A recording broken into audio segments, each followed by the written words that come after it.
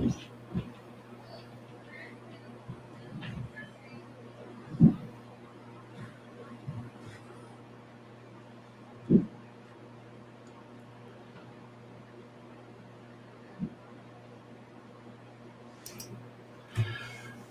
good evening, everybody. Welcome to Wacky Weekend Lite, the Artie show without Artie, but maybe his cousin Attila will show up. I hope everybody is well over there. I have been busy trying to bring order out of chaos. Over the last few months, as I've done little projects and both model train related and just little housing projects, I get stuff out and I've just been throwing it. Joyce is moving things around, and just we're piling things up. Like the table behind me has just been piled as I was doing the different track projects. Everything's just been, but I'll talk more about it in a second. Just want to say hello to everybody who's here. Hey, Attila, nice to have you here. Andy, you're going to have the short night tonight. John Benicki, Greg from Midsummer Rail, nice to have you guys. Randall is listening while he's driving. Chris from the Valleys, nice to have you here this evening, sir. And Eric and whomever else from Bond, Don Eisenbahn, and Greg from Great Northern is here. So, as usual, I guess I like to have an abstract topic for these shows so that nobody will actually talk about it. If you hear a little buzzing in the background, Joyce is running a carpet cleaner in the living room because our one cat has decided that no cat box is as good as our new living room rug. And yeah, we're ready to string the cats up. If anybody would like a pair of black cats, one that pukes all the time and the other one that won't pee in her cat box, please, you can have them free. We'll even throw in the expensive bag of cat food we have to have for them as well. What error? There's an error? I'm not seeing an error.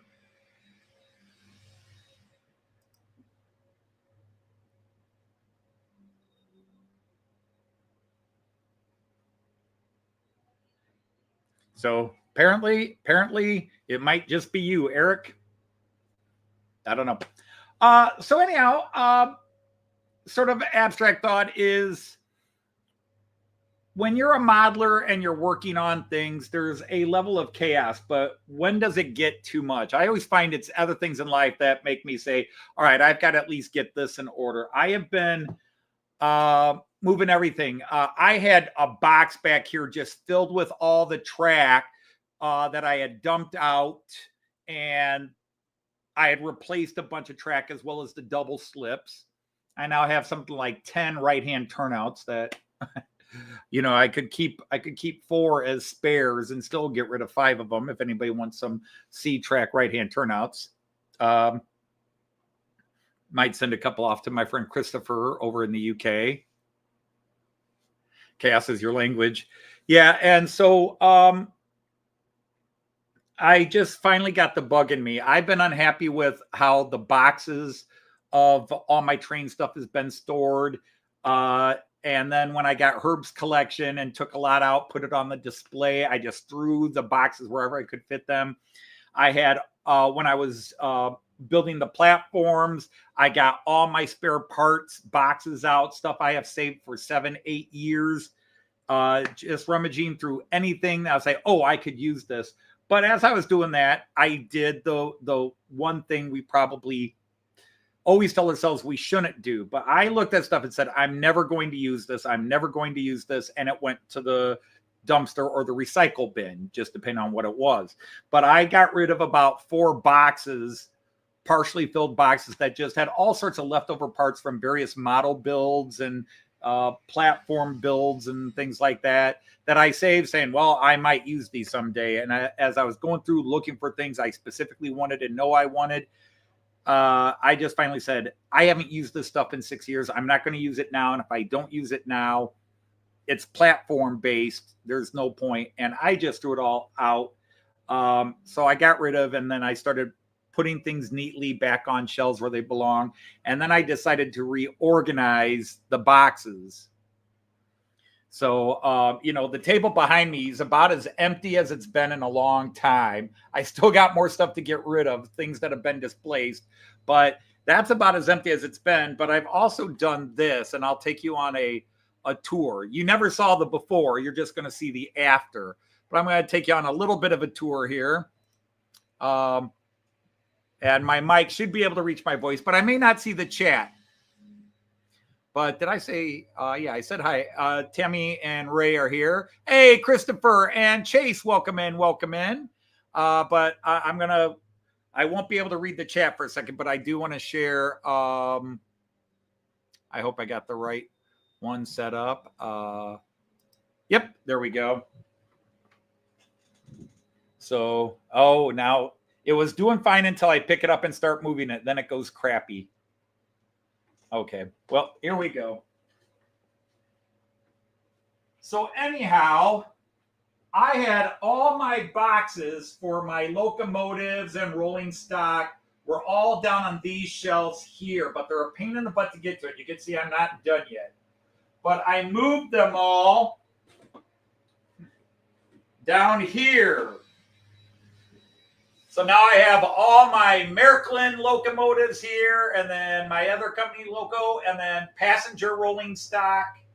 Yeah, I know this is not looking good here. So I have been trying to get this stuff reorganized, and so that's where I'm at. And then over on this side, I have my Scenics, and then my model boxes that my track. The boxes with model parts, spare parts, models I haven't built yet. That's my Scenic stuff. That's all my paints and glues and things down there. So I have just been trying to bring order to my chaotic universe. So yeah, I apologize that you probably didn't see a darn thing. This thing really looking crappy, but that was the best I could do. Let's see where we at. We'll go back to that one. So yeah, you probably didn't see anything. This thing is fine until I actually pick it up and start trying to use it. It's only organized now, Chris, because I've been organizing it, and I'm not done, but at least because you don't see under the tables here. You do not see under these tables. There's a lot of chaos under there too.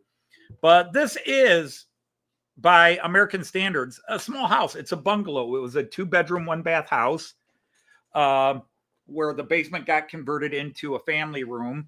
And the attic got converted into a master bedroom. But the main house is relatively small, and it doesn't have a lot of storage, especially since I ripped out a closet to build the layout. There used to be a closet in that corner right over there. There used to be a closet there to match that closet there. And that closet is now gone because I have track there. Yeah, and it was hard to see, Greg. I apologize for that. I don't know what other camera I could have used to make it look better. I don't know. Will the 11-lane camera, that's a little bit mobile. I can maybe pull it out here a bit. Yeah, that's better. Okay, I can do that. So yeah, that's after I've organized everything. So all my Märklin locomotives are together, and then down below is the rest of my Märklin and stuff. So yeah, you could.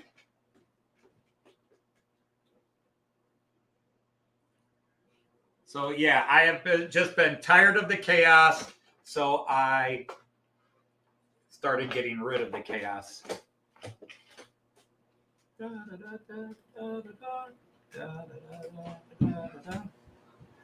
But maybe that was a better view, a little clearer. Right. And again, certainly, uh, there are reasons why there's chaos. Okay. There's reasons why we have chaos, but I have just allowed too many things to get piled up, too many things to get, just tools, my hobby and tools, my work tools, things have just been scattered everywhere. And I feel like a lot of things have been kind of out of control. My health has been up and down. Uh, all the stress Joyce has had with her job and then family. My grandson, we just got notified he's sick again. It's his first year in preschool, so you kind of say, well, that's normal, but he's got another uh, flu bug. And since I saw him on Thursday, am I going to come down with it again? Because we just keep spinning this around. But I've just felt like things have been out of control for a while, and I needed a sense of control. I needed a sense of order. So my question to you guys in the chat is, when do you decide, or do you ever decide it's time? Hey, Closet Branch, welcome in. Yeah, that's true, Attila. Artie's, but the fact is, Artie's got a small room and he's tried to maximize the space with his layout. But as long as he's not having visitors stay with him, he's got like the closet in the train room. The closet in his train room is it's stacked 8 feet high or more, but it's all neatly organized where like exactly where a locomotive box is because Artie keeps his stuff in the boxes. That might be a question for some of you. When your stuff is not being used, you put it in the boxes and put it away. I don't. I have all my rolling stock in buckets. Like, I don't know how well I'll put this down here. Like there's my IC1. Here's my Austrian IC. And then my Munich Nuremberg Express. My tin plates, Era 3 tin plates. Era 3 non-tin plates down here on the bottom. You probably can't see that anymore, but yeah, I have all my rolling stock out. And then the specialty, these were the experimental liveries. The 2 different sets of those. I have those down here. And it just goes on. You can see there's buckets here. All the UK stuff is in here. Freight is in here. Over here, some freight as well. Tankers, I keep everything organized here. This is the tin plates of the ocean blue and green. So I keep them organized. But things have just been chaotic. And so I've been trying to put things in order. Pubs are full of disease, so you stay at home. You went to the model railway. Yeah, I love these little drawers. They're Sterilite in America. They're Sterilite, and they're 12 inches wide by 15 inches wide by 12 inches deep. And it's like technically 5 inches or 4. What was it? 4 inches. There are many different versions, but I like these because it's just deep enough to get the longest passenger cars in. So you can get a lot of shelves in here, and you're not stacking things and putting in layer blocks and so forth. So, but that's what I've been doing today. And so obviously I think we all have a level of chaos we're comfortable with. And I just find it puts me in a good mental state when I finally kick myself in the butt and get things put away. I mean, you can see the bar over there. That's still got tons of crap on it. Look at all the different bottles of glue. And that's left over from me working on those Baltimore and Ohio cars I ran on my stream Friday. And there's still a bunch over there because I'm waiting to finish working on those because the bar is now my work area, because this and this used to be my work area, but now there's repair track, programming track on this side, and Cayenne likes to play here.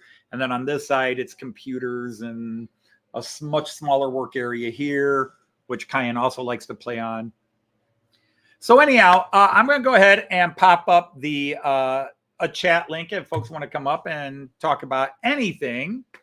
Feel free to pop in. But just sort of like, do you get that organization bug in you? Or I don't think of myself as too OCD. I think Joyce is definitely more OCD than I am.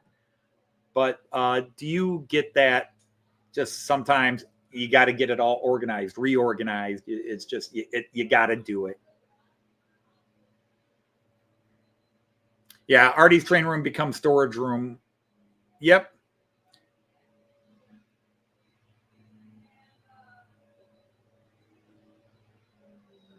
Exactly. I hate the time and the hassle, because when I'm trying to set up for a live stream, I find it insane to constantly try to put things away and then take it out, put it away, take it out, put it away, take it out. Sometimes you have to, like Greg, who just popped up in the basement, and Randall. So I'll bring you guys up in a minute. There's, sometimes you just got to throw stuff where you can and get it out of the way. Greg's had flooding issues in his training room, his garage. So everything's just got to be picked up and thrown up on top, because you got to do it fast and get out of the way of the plumbers and whatever else. We had that with the original layout in here, the big rectangle layout. We had to have our whole basement redone, and they showed up on Friday or Thursday, and we went over and signed the contracts for them to redo our basement. And then they called us on Monday and said they would chop 20% off the price. And we're talking a $14,000 job, 14, maybe a $16,000 job, because they had to do the entire weeping system outside our house and the entire inside, plus add a sump pump, plus add a pumping reservoir outside. So it was a very expensive job. And they said, but if you let us come in and start Tuesday, because we've had a cancellation, so if you let us move up till Tuesday, we'll chop 20% off. And we're like, yeah. But that meant they called on Monday. I was working. I had to come home from work and try to get all my trains and everything picked up, get the entire basement picked up, all the furniture that was in here removed, so that we could. And I just didn't get it all done. And they were chopping up huge concrete rocks and throwing them on my track and throwing them on my layout, even though they said they would be careful. They weren't as careful as they said they would be. I took a lot of damage. They broke a couple of my trains, then everything else. All right. Well, we've got some people here. So I'm going to bring up Randall first real quick. Hey, Anthony. Oh, Randall, you're up on air. How you doing, sir?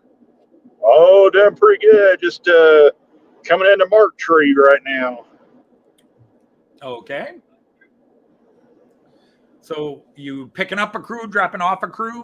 I just dropped a crew off at Terrell, Arkansas. Okay. So. Okay. I'm going to bring Greg up right now. I see Mark just came into the basement. Zantec. Greg, how you doing, sir? Hi, everyone. Yeah, I'm not doing flesh today, but anyway, it's easier for me to talk than to type today. Right. Understood. Yeah. But yeah, it's a real pain in the butt at the moment. Sorry. No problem. It's a real pain in the butt at the moment. I can get in the train room, but I can't do anything. It's all in pieces, and who knows for how long. Right. Got to have the whole front yard ripped up. Okay. So one advantage is we at least get rid of all the horrible plants we have, but other than that, that's yeah. I guess you got to be a bright side. Sometimes it's impossible for me to do that, but I mean, the bright side, when they tore up our basement, I mean, they ripped out the walls, they left a mess. I had to rebuild or pay them even more money. I was like, I can do it myself, and I will save thousands and thousands of dollars if I do it myself.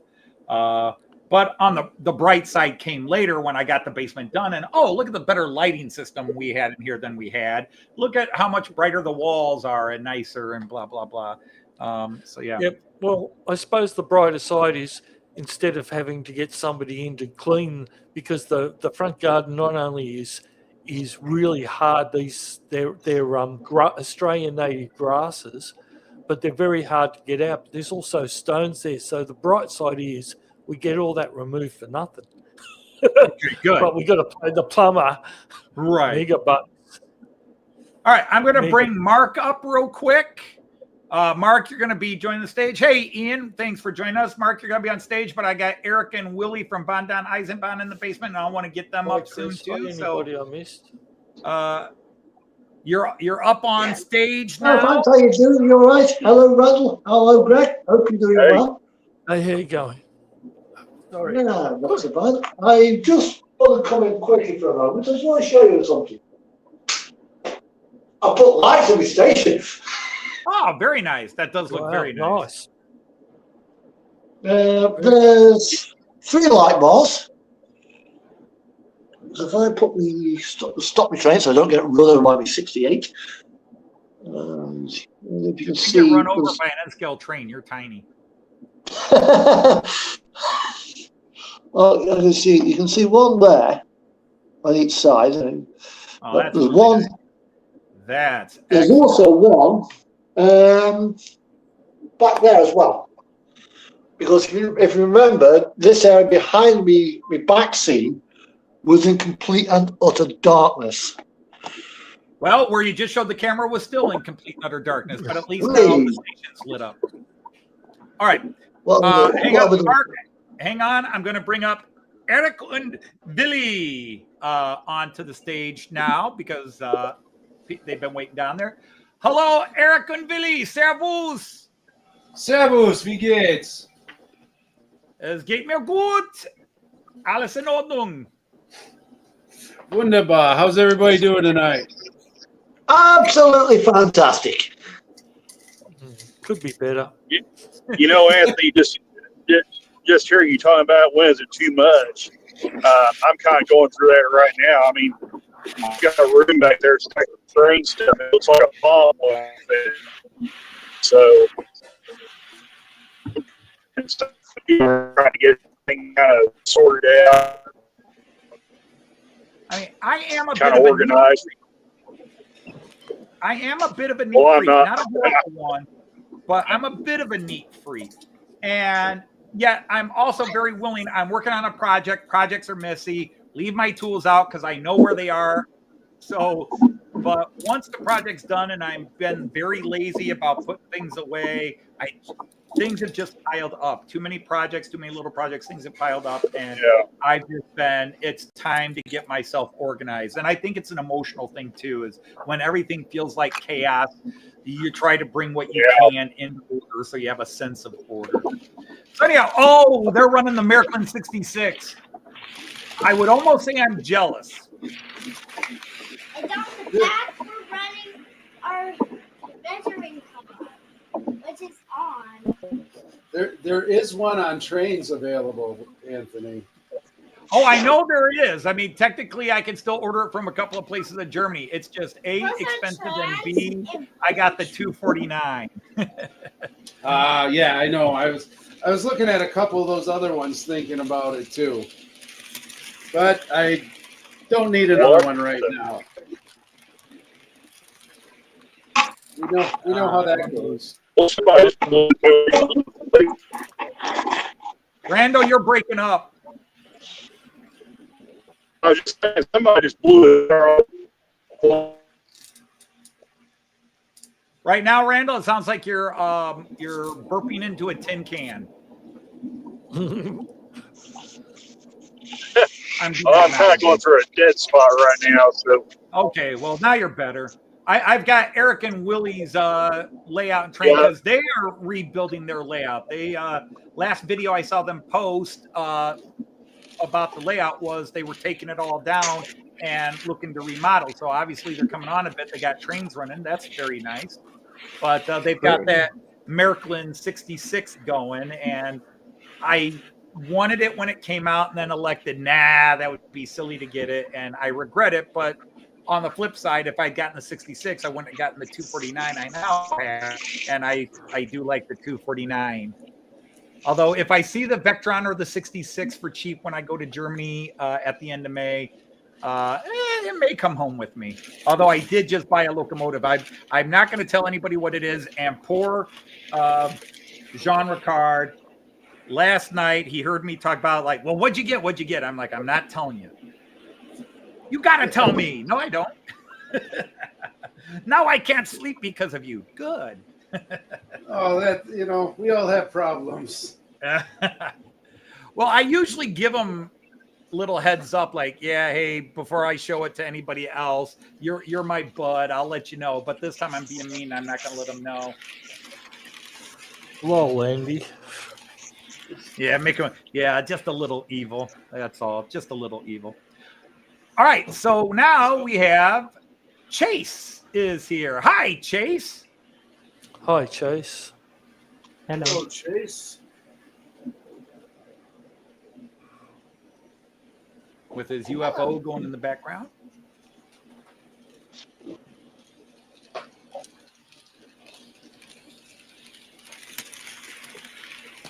Nah, there's no way he would have bought me the same one, Attila. Nope. if people who deeply know me might be able to say, oh, I could have guessed you might have bought that. But there are many that fit that description. The thing I'm jealous is my friend Dirk, Chesty Trains, if anybody knows Chesty Trains from British Columbia.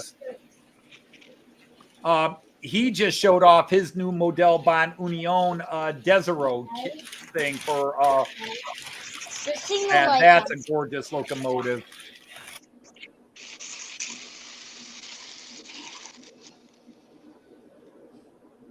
Okay. Hey, Chase, are you hearing us? Yes, I can hear you. Okay, and we can hear you when you're talking. You are up on air. What are you running here today? The same thing as last stream. I don't change locomotives much. Okay, well, that's fine. Nothing wrong with that. I did add, as you can see, I did add a light in the house right here. Oh, very cool. Nice. It is bleeding a bit, though. It's what? Mark? It looks like the house is glowing from the inside. Maybe it is glowing from the inside. Maybe it's a house filled with love and it's just glowing. We don't worry about that. We don't cast it. Could be haunted. It looks great. It's lit up. Lit up is better. Nothing like You can lighting do it, up a man. building or a house. My cool feature is not working right now because I forgot to plug it in. The cool feature? Yeah, there's a sensor on the track right about here, and it'll trigger the crossing bell. Ah, okay. I want to get some of those infrared trigger things. It actually I'm gonna works put really lights well, in. I'm gonna and it put was super lights. easy to wire. It was super easy to wire it up. I'm going to put lights just outside of Delmenhorst Station someday and outside Bremen, even some further day in the past. And I'm just going to have, and have the lights activate when the trains come up, some sort of motion sensor setup. I tried to do it using these signals, but for some reason it does the opposite of what it's supposed to do. Oh, great. So the lights turn on when the train is not there, but the light turns off when the train is there. Oh, great. I've never had that happen about 150,000 times. It does backwards what it's supposed to do. Right. I tried for like an hour to try and make it do it, but it just kept turning off when the train was near it. Andy, Hot Dog Pilot, are yours motion sensitive? Because you've got lights that will change as the trains come through. Are yours motion sensitive or just wired and they just go on their own. How do your work? How do yours work, Andy? If you could type that in for us. Mine are motion sensitive because they also switch the track's power on and off. Okay. So, although I've got two almost close together, one's to stop at the station, which is supposed to stop every second time round, and it doesn't. Okay. But that's the first light. But the second set of lights actually does work, and it senses whether the train is on the track 1 or track 2, and will power whichever one is first and turn the other one off. Oh, okay. And then the light corresponds accordingly. Now, what program do you run that through, Greg? It's through an Arduino. So I've actually programmed it. Well, I can't write it, and I cheat and copied somebody else's and modified it because I can't write it for nuts, but I can read it enough to modify it. So I've modified it to work for what I want. Okay. Because I know some people, like Jim from Hover Motion, he runs his through a rail controller program, not JMRI, but rail controller, train controller, whatever. And so it's on a program. It reads the train coming through the Through the blocks? blocks, and then when it gets to a certain block, it activates the signal. Well, mine was originally designed, because I've changed the design now, but it was originally designed so track 1 and track 2 actually converge back into track 1. And so the idea of the lights was to, whichever train is first gets priority and switches the turnout accordingly. But now that I've decided I've gone the second as an extra track, I've taken that switch out, but it still works the same. It still powers the tracks on and off. Okay. Simple way of doing it. Basic electronics. Attila says. Simple electronics. Well, yeah, I got simple electronics too. I'll just stop the one train and let the other one through. But my trains don't. I don't have lights. But heck, my trains don't even stop at the stations. And although we did have a crash yesterday, we did have a train. The locomotive somehow split open the double slip. It got inside the rail enough to make it turn off, and it went from lane 2 and crashed into a train at lane 5. And I was upset, of course. But I was thinking, oh my goodness, what if I had 3 or 4 trains converging at that one time, all coming in? That could have been a real crash with my railjet crossing through 4 lanes. It went from 2 over 3 over 4 to 5, and it hit the train. And have you ever had a train where it actually splits track, where it ends up where one truck stays on one track, it throws a point in the middle of the train, and the second truck takes us, you end up with one train on 2 tracks. This is the thing with the American double slips that now people are telling me, now that I've gone to double slips, I've now had a couple of people say, well, when trains are going over those double slips a lot, they can vibrate, and sometimes it will move the arm a bit. A little, yep. It doesn't need to be. 1 millimeter is enough to create a change. Just enough to get the phalange through, where instead of closing into the side of the rail, it's just out just enough for you want it to go straight, but it's going to catch that groove.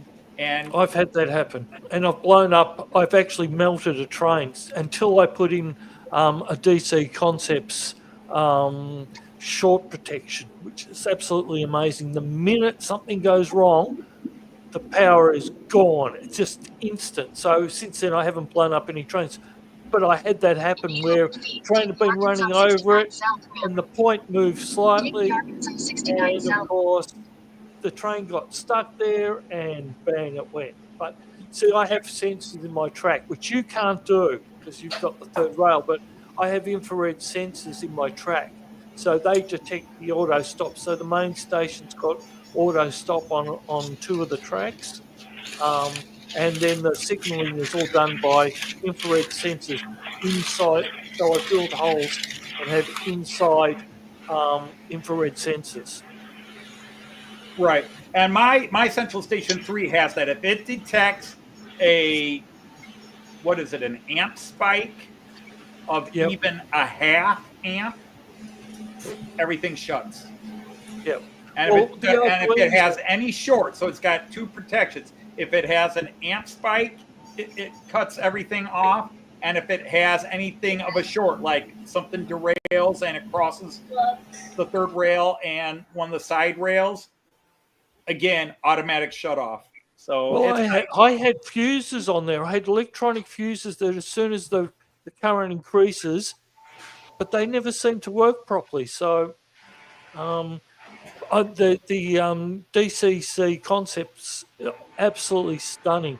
It is very, very quick off the mark. It's microsecond.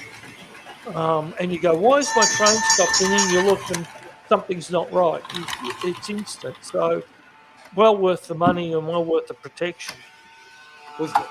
Whose train was just ding, ding, dinging?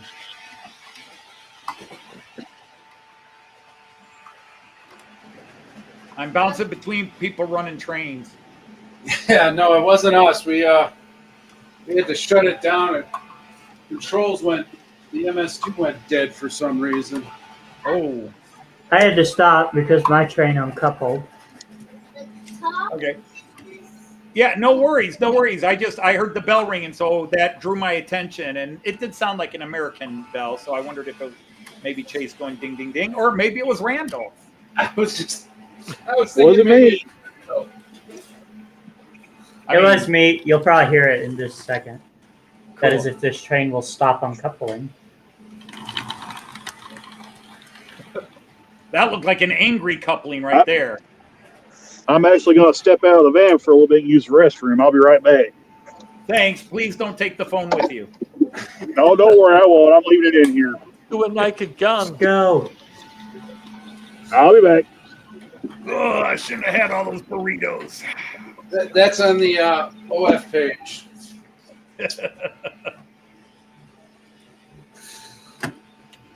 So Sometimes Since you brought it up, those couplers do doubles- not like being couplers. There we go. all right, so Eric is adjusting some wiring. I am adding a signal. Genesis! Oh, yeah. We have a birthday! Happy birthday. Okay. It's almost lunchtime. Whose birthday is it? I don't Last know. time I heard a bell like that was the hotel saying dinner's ready. That was, well, yeah, that was an old farm saying dinner's ready, or there's a couple of chain restaurants where they'll do that bell just before they start singing happy birthday to somebody. Could be an old fire truck.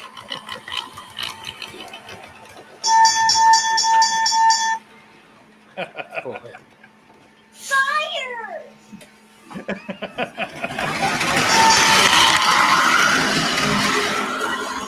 So I was going to say earlier, when you get the train to the front bogie to go left and the right bogie to go straight and split the tracks like that, that's an achievement.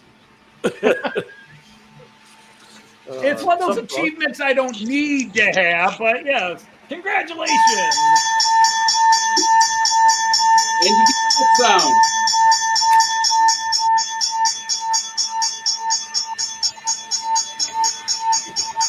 And Papa says fire. Hey, Mr. Weathers, the security alarm's off again. Hey, hi, Delmarva.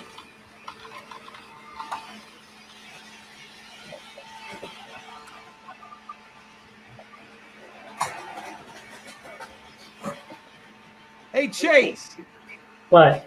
on your camera angle, there is an axle and wheels, and then there's a little yellowish orange something there. What is that? There's a what? Say that again.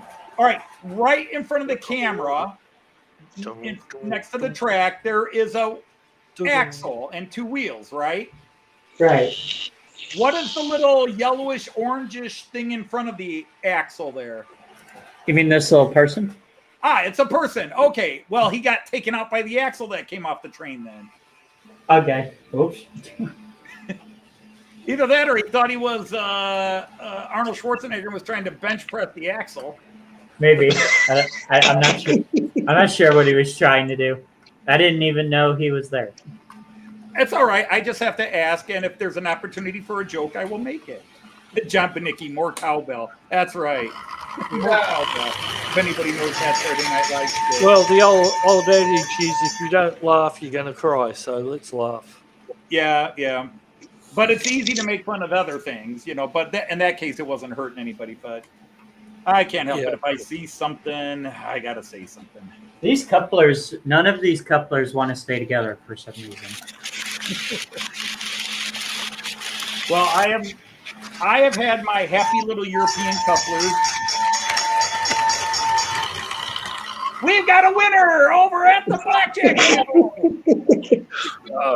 Oh.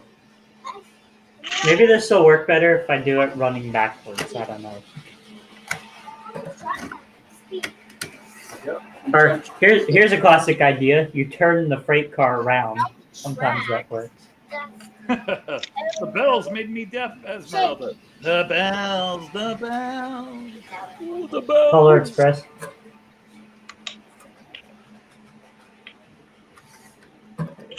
Will you stay coupled this time? No.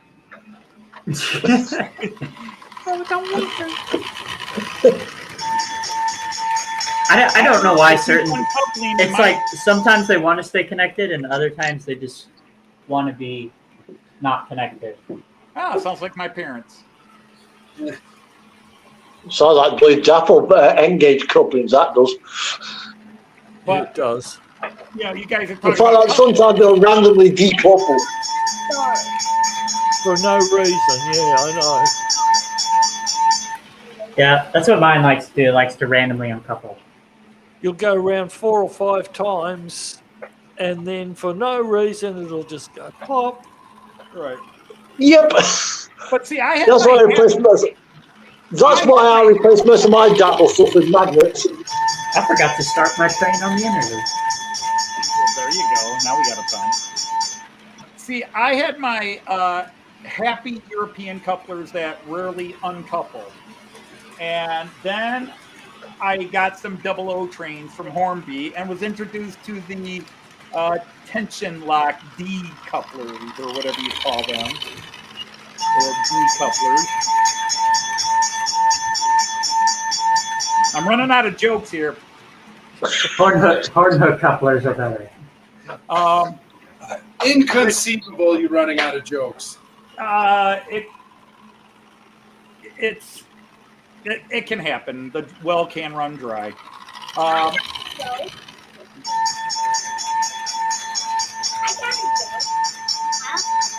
The winner and defending heavyweight champ, Muhammad Ali. On the inner line, we got a Bachmann Mobile with some freight cars instead of those terrible passenger cars from last time. Wait, did you say terrible? What's wrong with passenger cars? No, they look good and they certainly roll well, but they don't work well. The couplers are not that great. Yeah, we got a Bachmann Mogul with some KD cars and an Athearn beer tanker. Right, let's see if I can pull this. Not on screen. Not on screen. Look, Daddy, an angel got his wings.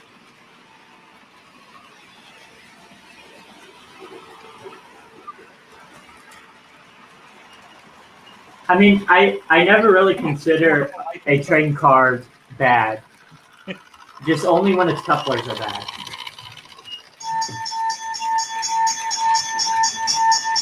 I got some lightweight passenger cars from some low-budget companies that derail. But now that I branched into American trains, now I've got to learn all these stupid KD couplers and horn hook couplers and Katie couplers are actually really good.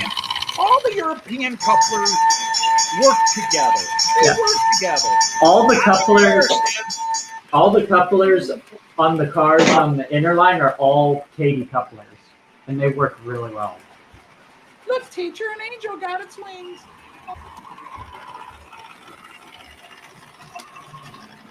Just Horn hook swap stuff. all the Märklin, Anthony. What's that? Just swap them all the Märklin. Do you know what a horn hook coupler is, Anthony? What's that? What's that? Do you know what a horn hook coupler is? I do now. They were used on most older Tyco and early Bachmann and Lifelike models. Well, I got a bunch of Athearn.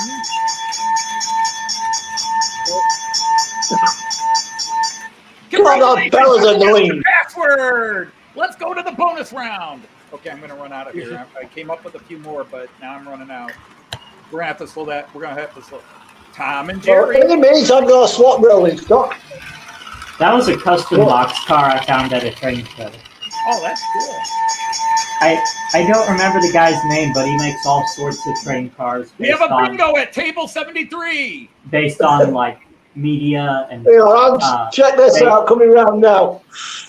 Uh-oh, hang on. Zantek, what do you want us to see? No, it might be Daddy. Is that a couple of 66s? Yeah, Correct. it needs. I don't know what's open.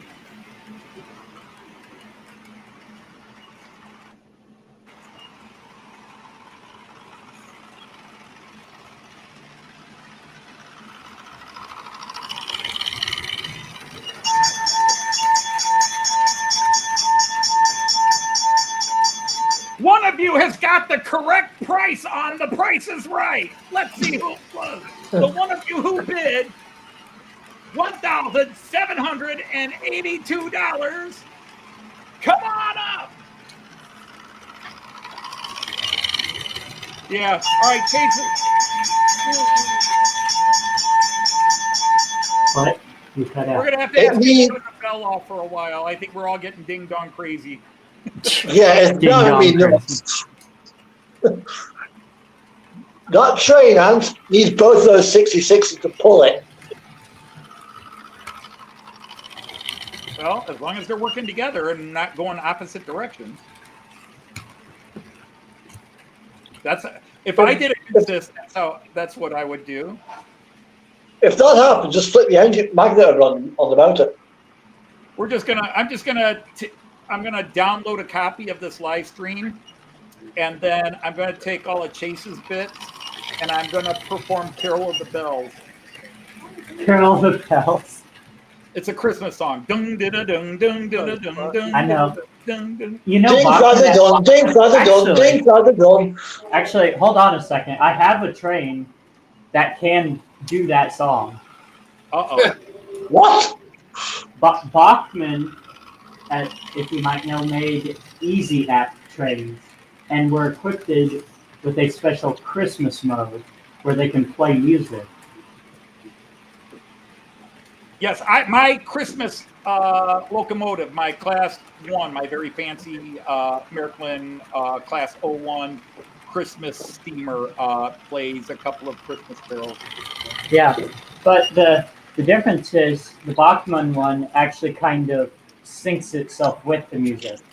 Oh, that's interesting. So like it can chuff faster with the music. Oh, so it speeds up with it. Yeah, it speeds up or slows down. Thank God they don't do that with some death metal or thrash metal music. Your train would be at warp speed. Lemmy from Motorhead. The train's like, turn the music off, please.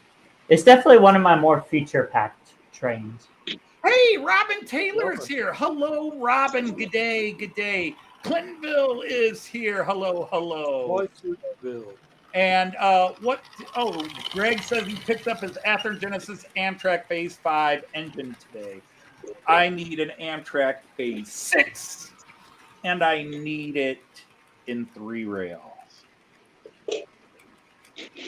And how easy is it to convert a 2-railer to a 3-railer? It's depending on the model, it's anywhere from slightly difficult to extremely difficult because you have to completely rewire the motor. And of course, it's not just a simple matter of changing the pickups down below. You have to rewire the motor because of the way the current works.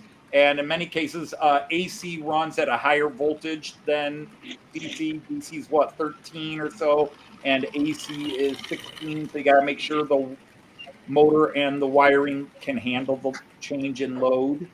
Yeah, or else it just pops. Exactly. It doesn't go bing, bing, bing, bing, bing, bing, bing. It just goes. And you might get a little bit of magic blue smoke. Yeah, the magic smoke is never good. I have not gotten the magic blue smoke yet from my DCC. Oh, I've had a few. I run DC, and I've had a few let the magic smoke go. The magic smoke makes the electronics work. Yeah, when it gets out. That's a story, and he's sticking to it. You just have to keep it inside. It's when you let the magic smoke out that they stop working. And that's why most locomotives come with the windows closed. There you go. There's, well, the camera. This is the air vent. Hang on, we're going to embiggen you for a second, Mark. Yeah, that is a DC blanking chip for when you're in DC, not DCC. So that's And your you plate see up that- here. Do you prefer Cool Ranch or salsa? Oh, good question. Well, see how there's like a large dark spot on the right-hand side of it? Yep, we can That see is really that. big. Yep, Large that is dark actually, spot. that is where one of the components decided, I don't want to be a working component anymore. Bang! It's And like, it actually nope, I'm done. It put a hole in one of my roofs in my 68. That's how bad it went. Wow. I wasn't sure. Chris, I have never had a chip blow. I think it's a myth. I don't want to work for you anymore. Goodbye. How have you been so lucky? Of course, you were DC for a long time. You're going DCC. Yeah. You may find out. You got to be careful what you brag about. That's why I mostly stick with regular DC. Yeah. Well, I don't know. I can go AC or DC. And so far, I have had all three of my DVTs fail. Me couple of me 68s have had that problem. My Voyager let the smoke out. They're all Dapple products that I've done it. The Kato stuff, absolutely fine. The Farish stuff, brilliant. The Dapple stuff, less so. My friend Christopher, who was in here earlier from the UK, Continental Christopher, who has just made, he hasn't changed. He's now adding Miraklin 3-rail Continental stuff to his repertoire of Japanese N-gauge and some 00 stuff. He has nothing nice to say about Dapple and N-gauge. I don't think I've ever run into anybody who has anything nice to say about Dapple and N-gauge. Maybe One thing I want to say about Dapple N-gauge is that I've seen their Britannia, and it has a very similar mechanism to the Bachmann 440, the Mini 440. Yeah, the motor's in the tender, the drive unit's in the loco. There's a coupling between the two. It's literally the same principle. It's the exact same principle. I've got a. Yeah, that coupling's chocolate. Hey, Dirk is here. Hello, Dirk. I've got a Dapol engine. It's a. Sorry, I've got a mental block because I'm not in front of it. It's an Avanti type style, and it can't pull the top off a rice pudding. I cannot do anything with it. And that's brand new out of the box. And I've just gone, just another Dapol piece of rubbish. That's the second engine Well- I've had like that. Careful, Randall, careful! Ah! Oh, okay. I see. Everybody's wanting to back out now.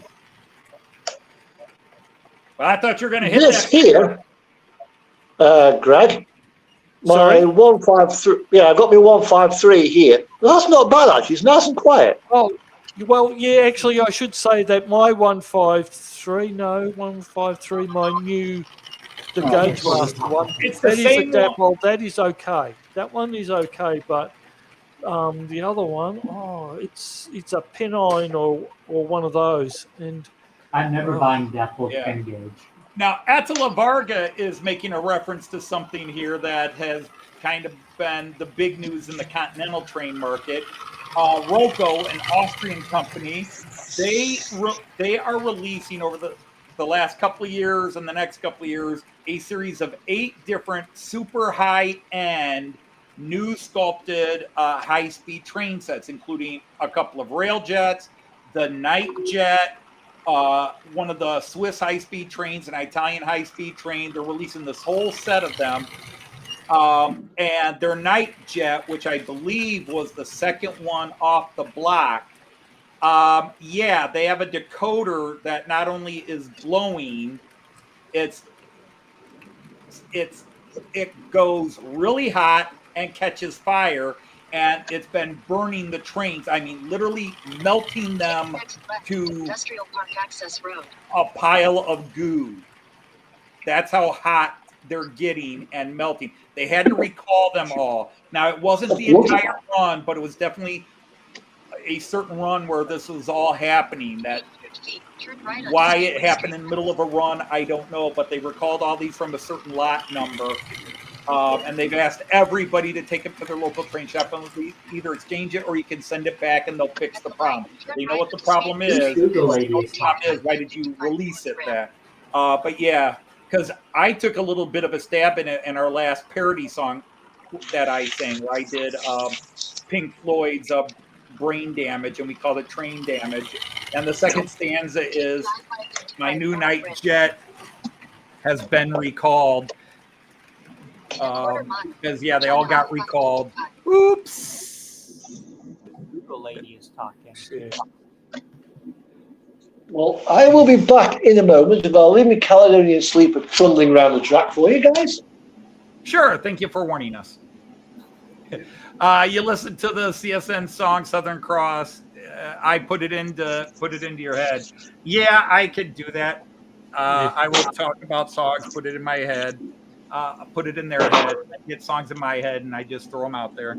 But yeah, the problem is with Dirk's Southern Cross, because that was one of the things when Joyce and I decided to go to Australia. I said, I can't wait to see the constellations. I want to look up at the sky and say, yes, it looks different than the sky we see in the northern hemisphere. And it was different. And Artie took us up to the top. I forget what the mountain was, Mount Kembla, Mount Kiamba, whatever it was, Mount Kiara. And it was pitch black. You could see Wollongong in the distance lit up. But we were at the top. It was pitch black. I mean, I was waiting for an axe murderer or some misplaced reject from Deliverance to come out. You got a pretty mouth. But looked up and there was the Southern Cross, the constellation, the Southern Cross, which is displayed on both the Australian and New Zealand flags. So yeah, I had to play that song several times. Artie got sick of it, but I had to sing it and play it many times. But it was special and it was appropriate. When you see the Southern Cross for the first time, you understand now why you came this way. Yeah, it's like, oh yeah, the sky is very different. You know, it's clearly different when you spend your life looking up in the northern hemisphere and seeing the same constellations, and then you go down to Australia and it's a totally different sky. And we actually were able to see a little bit of the Milky Way belt. What was that? Oh, Australia's got some tall mountains. All right, we'll see you later, Andy. Thanks for hanging out with us tonight. But yeah, you're going to lose an hour of sleep tonight. So yeah, Andy. Oh yeah, you're going to lose some time. Wait, is Andy back at 7 a.m. tomorrow? I mean, local time. 7 a.m. for your time, right? 8 a.m. here, 7 a.m. your time. Because I I was get up. really enjoying that extra hour of sleep. It's 8 o'clock for me right To be now. honest, I've enjoyed sleeping in a few Sundays lately myself. Good night, Andy. Getting that little extra hour because Sunday is traditionally Joyce and my sleep-in day because usually Saturday I still wake up early, but Sunday I can stay in bed past 8 o'clock. But because Andy's on, I get up about 7:45, 7:50, shower, grab breakfast, and sit at the computer and put Andy on the TV and try to read emails and see who all posted videos. Well, he's on at was on at midnight here. So now it's going to be 1 a.m., isn't it? Yeah. Hey, we saw Willie. We saw Willie putting his face on camera. Hello, Willie. Willie's using the camera, I guess, huh? He wants some airtime too. We are going to our grandfather's house tomorrow and seeing cool. our brother. And I'm seeing my brothers. I got 2. That's cool. That's cool. My grandpa Dodge was the coolest guy on the planet Earth. Anytime we announced we were going, or my dad would say, "Hey, do you want to spend a week at your grandpa's house?" I'd be like, "Oh yeah, I'd be packed before my dad finished asking." Yeah, We didn't call 11 p.m. is better than we didn't call midnight. my grandpa Opa. Neither of my grandfathers were Opa. Now, granted, Grandpa Dodge was not born in Germany. He's the one English descended guy. But his wife was German, born and raised in Germany. And but she was the sweetest little thing. I think she was 4'9" or something like that. My grandpa was about 6 foot. He was well over a foot taller than her. And they used to have the funniest little bits because she would sing in German. She would sing old German folk tunes, and the one I always remember. And she used to always sing the "Du liegst mir im Herzen." And anytime I hear that song, I just remember my grandmother. And she died. This is how strong a personality she was.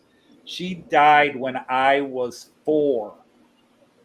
But I have such vivid memories of her. And it's not like they're a family video. It's not like there's family movies that you would create false memories. It's just, A, my memory does work that well. And B, she was just that dominating. She was just a little sweetheart. And I always sat on her lap, and she just rocked with me, and she may have only done it 4 or 5 times that I remember, but in my brain, that's where the false memories come. It's like she did all the time.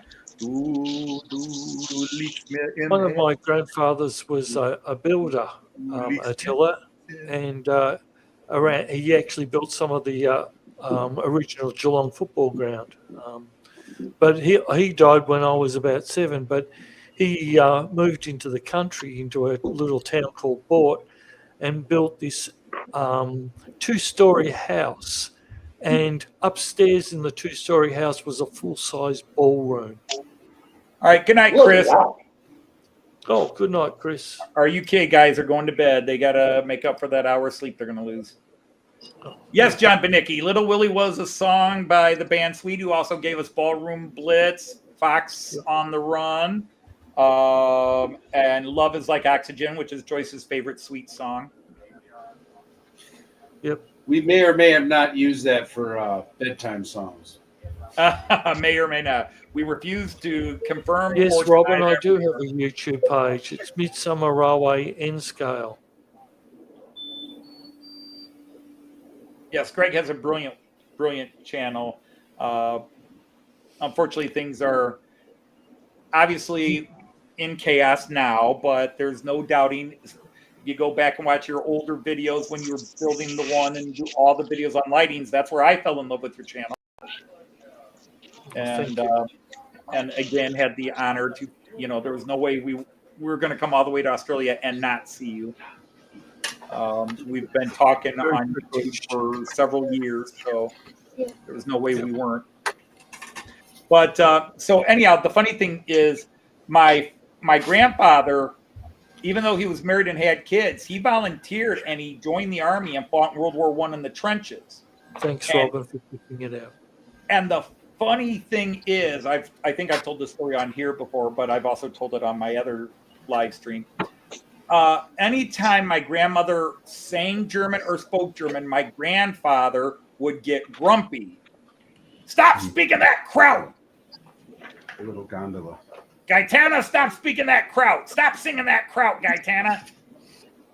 I didn't go all the way over to Europe to fight in the trenches just to have you now turning and singing that language here. Hell, I might have even shot one of your brothers while I was over there, for all you know. You know, now he had a twinkle in his eye when he was doing it, and she would just look at him and laugh, and she'd just go, "Oh, Hafel Kusmi." Attila, I had my cousin married somebody who was actually the groundskeeper at Flemington. So how long ago was that? Because this was back in the late 70s, early 80s. He was the main groundkeeper and did all the roses. Uh-oh, looks like we're going to have. And speaking of great channels, Robin, who is a master constructor, has her own site where she builds and designs and builds 3D prints and hand makes all sorts of model train stuff. And so check out her page, check out her YouTube channel. Yes, I'll check it out too. She's brilliant. She is as good as anybody out there. I think the camera froze. Haven't seen Robin in a while, but it's nice to have you here tonight. So I got to brag about you.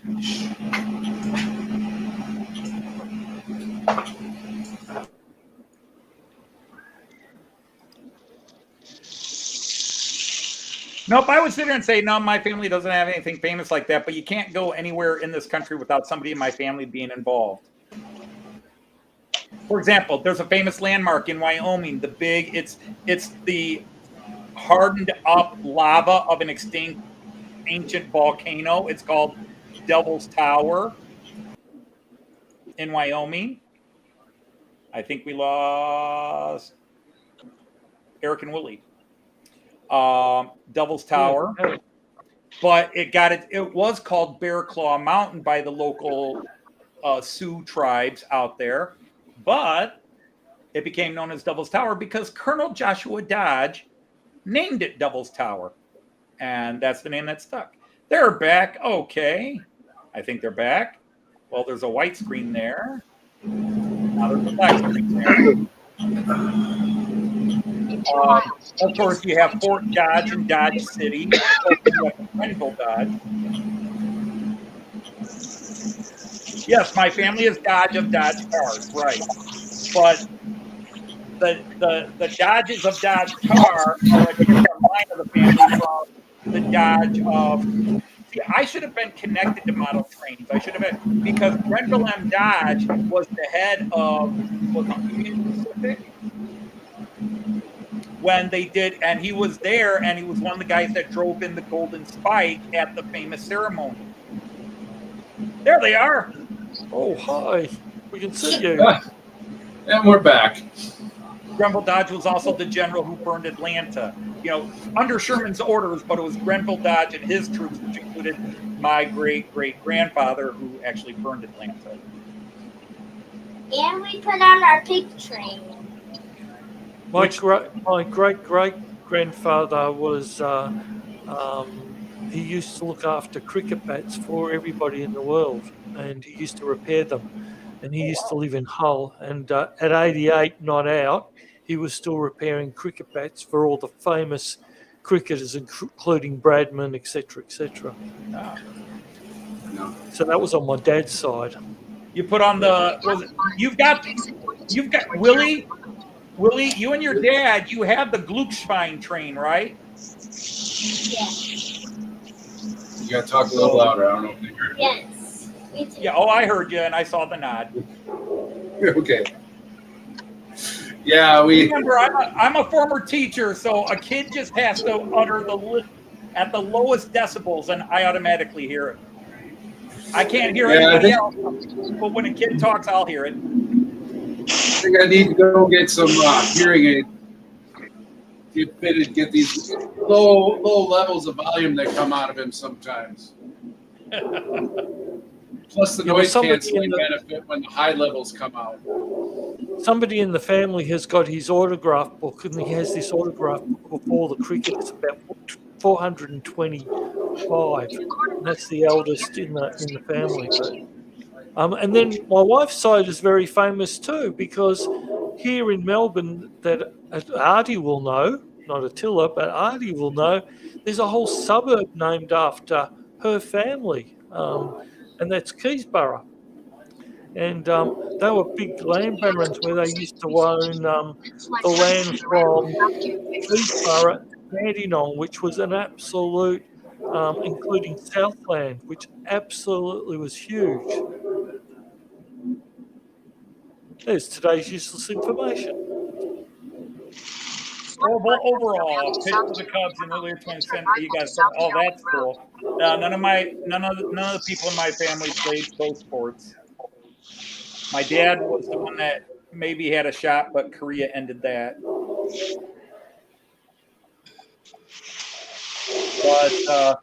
But unfortunately, Greg, this is heartbreaking when you talk about that. I'm a Cleveland Indians, Cleveland Guardians diehard lifelong fan. And we were up 3-1 in that 26 World Series, and our stupid manager decided to pitch a guy on 2 days rest. He got shelled, and then he pitched another guy on 2 days rest and got shelled, and it was all over. I still haven't recovered. 9 years later, and I still haven't recovered from the Indians blowing that World Series. I thought, finally, they're going to end the jinx. No, the Cubs got to end their jinx. I thought you'd know Keysborough, Attila. Yeah, well, that was all owned by my wife's family originally back in the early days. Yeah. You're a big Twins fan. That's okay. I rooted for the Twins in their World Series. I even saw Kirby Puckett play in the minor leagues. He only played 10 games here in Toledo, but I saw 3 of them. Back in the early 80s, Toledo was the farm team, the AAA farm team for the Minnesota Twins. So a lot of those guys came up through the Mud Hens. And Kirby, they brought him up from AA ball. He batted like 400 here in 10 games, and then they called him straight up to the majors. He stopped in Toledo for a couple of weeks and then went up to the majors and Hall of Fame career. Turn left onto Grand Avenue. He was a great one. Well, I'm glad I got to see the Royals win a World Series back in 2015. So. Well, I'm a bit older. I remember the Royals winning a World Series back in the 80s. Royals had some great teams in the 70s and the 80s. The problem is they were in the same yes. They always had to play the Yankees in the American League Championship Series, and the Yankees kept going to the World Series. But the Royals had some great teams back in the 70s and 80s, and they finally got past the Yankees. And I think they beat the Cardinals. They lost to somebody. They went to 2 World Series. I think they lost to the Brewers and beat the Cardinals. Take the next right toward South Caraway Road, then turn right onto South Caraway Road.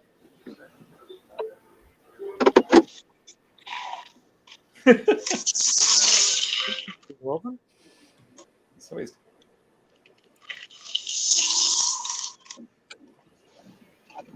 I gotta step in and see if they got anything done in there so I can have some supper tonight. Yeah, maybe if you're a good boy, they'll let you eat. Yeah, well, I didn't get a chance to eat before I left, so. You must be starving, Randall.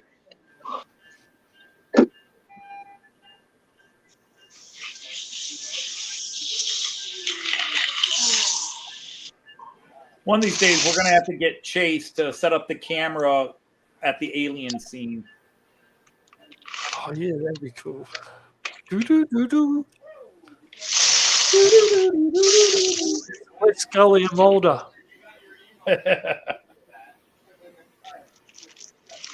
I could never get into that show.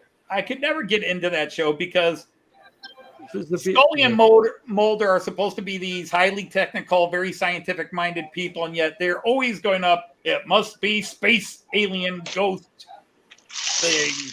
And of course, the plots were turning it that way, but the scientific mind is about skepticism, and they were never skeptical. Yeah, it was a bit. It's not like some shows which set the human race back a couple of decades. It was fun and clever, Yeah. Why are we zooming in on my camera? You're on camera. I know. Scully was a skeptic, wasn't she? I didn't even notice that it She was changed. a bit of a skeptic, yeah. Well, she was a skeptic compared to Mulder, yeah. Mulder, yeah. But You can see a custom 440 I'm making right there. yes. Is that the one you showed us? Was it last week? No, that one's completely different. The one you're seeing this on is screen. another one. Okay. Yeah. Man, you this do one's good work, Chase. You do really good work. This one's a Riverossi one. The last one you were looking at was a Bachman. Cool. Here, if I pull it up close, There's a 50-50 chance your Bachman was built by Lima or River Rossi. this one has a ton of 3D printed parts to make it work. The wheels are actually 3D printed. So it's kind of a Bachman, but really it's a Chase built. This is Riverossi. This one's Riverossi. River Rossi, I mean. Yeah. Well, it was Riverossi. It's a River Chase. Yeah, the cow catcher and the entire pilot, as well as the stack and the wheels are all 3D printed. That's nice. And then you hand painted it. I spray painted it. Spray painted it. Still, you do excellent work. Yeah, and it's got a working headlight. Cool. It doesn't have the tender, so it can't move on its own right now. It's supposed to. What? I was just going to say, Greg from Great Northern 70 says, wow, that is unique. And that's what's special, because you've made a train nobody else has, and it looks really cool. Yeah, it's supposed to represent the Tommy G. Robertson from the Six Flags St. Louis Railroad. Oh, okay. I think it's fantastic. I couldn't do that. I mean, if I spent years and years now, there's no way I could do it. But when I was younger, I might be able to do something like that. I was good at fixing, but not creating. Yeah, I love making custom models. Yeah, this one was my most ambiguous one because it started out as a regular operating 440, and then it gradually got worn down over time. So I ended up taking some of its parts away for another locomotive of the same type. There it is. We were talking about this on the live stream. Is there a pig on the tracks? Yep, that is the Märklin Glückschwein, the lucky pig. I've never seen that before. Why Märklin made it, I don't know. Somebody who knows American history than me. I didn't know it existed until about a year ago when That is cute. I like that. When a friend of mine mentioned it, and I had to Google it, and then for some reason it came up in chat. I think it was just yesterday's chat. No, it couldn't have been. It had to be last week Friday's chat because Jean Ricard was working, and Jean Ricard was texting me about it. The pig train, the Glückschwein, the lucky duck train. I don't know. I guess it's a German thing. The Germans I know all about it, but it was completely new to me when I first saw this, and I'm like, wow, that's crazy. I gotta have one. And isn't that the way it is? When you see it, you go, that's so weird. I gotta get one. Yeah. Well, it's the same thing with the that half a train car that's being pulled by a camel. I put that up in a video a while back, but it's so crazy, it's so unique. I gotta have one. Yep. I've got a duck engine and a duck carrot or duck wagon with a duck on it and a bowl of water for my grandson. the duck train. Yeah, it's really cute. Really Somebody else expensive. going with Pink Floyd now. Big man, pig man. Sharad, you are. Unfortunately, I can't make him move right now because I don't know what his address is. It's not in my spreadsheet for some reason. So Uh-oh. he's Gonna gonna have to sit do a there seek until and I take the find. top off and figure it out. Don't you have a mobile station, or is your mobile station messed up still? No, I got the central station, but it wasn't detecting. It detected it, but it didn't find an address for it. So Right. I must have changed it at some point, or maybe I'm doing something wrong. Yeah, but this is something weird about the central station is when maybe I'm just missing the obvious, but when you can tell the central station to read, but that doesn't always work. So I will take the same thing with my central station 3. When it read the decoder, I put it on my programming track that's a mobile station 2, and I'll say find, and it will find it and tell me what address it is. I have the same with my DCCEX. You put it on the main track, forget it. Put it on the program track, we'll find it. So I've done that. I can't guarantee it'll work this time, but I'll put it on the track and I'll just say, new logo.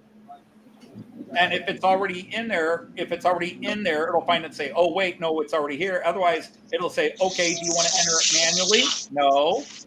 Do you want us to look, look for it, find. And I had that with a couple of the trains I got from Herb, where my central station would not read them. Even when I said, read decoder, it would go, no decoder found, no decoder found. And I was like, oh, crap. And then I put it on the mobile station and told the mobile station to find it and said, DCC locomotive or MM locomotive, address 7. Yeah, no, it's a Delta, and it went through the whole thing, couldn't find it. Oh, okay. Oh, I'm sorry about that. So only one is turned on. Now I got to find the book that tells me which one's which, so I know what address it is. Actually, with one, it should just be. It's the 4-pin Delta? Yeah. Okay, so yeah. Now, see, Jean Ricard can recite each of the available addresses on the 4-pin off the top of his head. I can't. I like one of them 72, one of them's like 70, 72, 56, 68. I think is one. I think you're right. Yeah. This engine isn't the Bachmann one I showed on last week's stream, but it's the same Right. two of them. Right. This one is not custom. This one is not. All right, let me do that, and then I want to go to Mark real quick. So that is different than the custom one. Okay. Yes, this one is actually painted in Walt Disney World colors. Oh, okay. It has the Disney logo on the tender. I don't know how well you can see that. Can kind of make it out, but yeah. Yeah, it's supposed to be. When I was trying to find information about this thing, it was so hard. It's a small train. It's a very limited edition engine. And if you Google it and you try to find it, it does actually have its own passenger cars, which I do not currently have. Hey, Mark Zantek, somebody was complimenting your white passenger train. Which train was that? That was the. Oh, let me stop mine. That is the Kato Super Hitachi E657. Ah, the Super Hitachi. Yeah. Japanese set, 3.6 gauge DC logo. Cool. Well, I'll do in a minute. I'll just bring the take the Northlink set through. I like that one going through too. That's kind of sharp. Yes, I don't think there's anything else like it on the model railways because it's a custom repaint. Right. Yeah, your Northlink. Yeah, that's still sharp. All right, Jeff says, I've been trying to put together some of my buildings, but one problem with that, and the follow-up comment says, I started putting some together a few years ago, but I never finished putting that together, and they said so.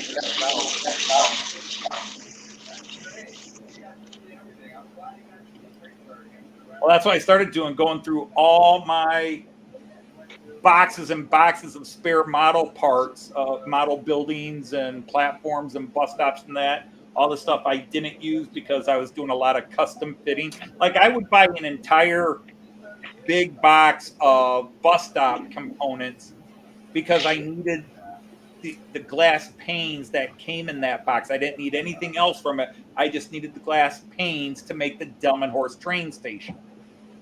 And they had the exact type of panes I was looking for.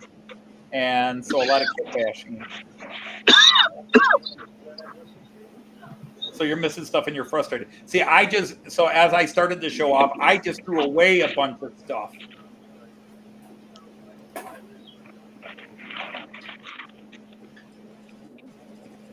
It's a shame Australia didn't make some nice looking high-speed trains, which is weird. You know, you'd think Australia would have had some. I mean, but maybe just. Have any of you guys ever rode the cab of an engine? Maybe the terrain didn't allow it. You know, you've got to have certain conditions for high speed. I haven't rode in the cab of an engine because a lot of time, most of the engines here on BNSF have cameras in them, and I don't want to. I've had opportunities to go up in the cab, but I didn't want to get the crews in trouble because they're making this big deal about you having a reflective vest on, safety glasses, and all that. So. Yeah. There are some fun places that let you in the cab. Yeah. There was one time I went to this one little tourist railroad, and you can pay to ride in the cab of the engine. I will never forget that. Randall, what gets me, you say about the high-vis and stuff and safety glasses. Once you are in the loco, going down the track, you don't need them. They make them wear them anyway. Now, when you're working around the loco outside. They make them wear them when they're in the cab now, too. Hello, Charlie from Particle Station over near Toronto or in Toronto. Let's see. This is a cool statement. Dirk says, my uncle was a train driver in New Zealand, rode in the cab a couple of times growing up in the 70s and 80s. See, yeah. Who was speaking about the little white train? That was Greg. Oh, here it is. Hang on. Let's do this real quick. Here we go. All right, you've been embiggened. You can just tell it's a Japanese train. You just got to look sort of like a Japanese version of the Koploper. It does, yeah.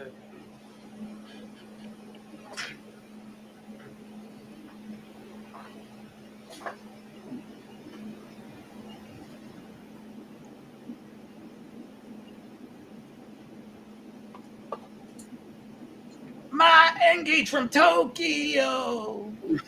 It makes me scream. I'm sorry.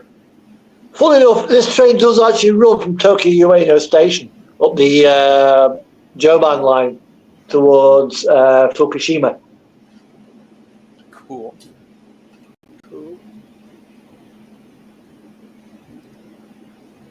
Good friend is an engineer on a UP engine.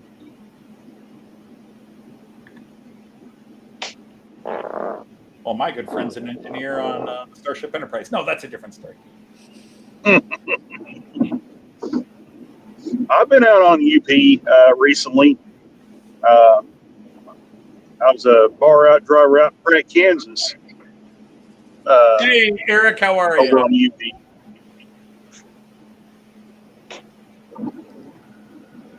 Yeah, I thought you might like that, Eric. Hey, Eric.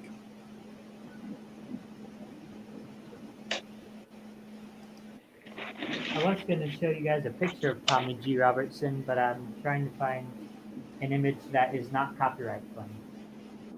You don't have to worry about it being copyrighted to show a quick image. It is legal. You're using it for a sense of commentary, critique, and that is covered.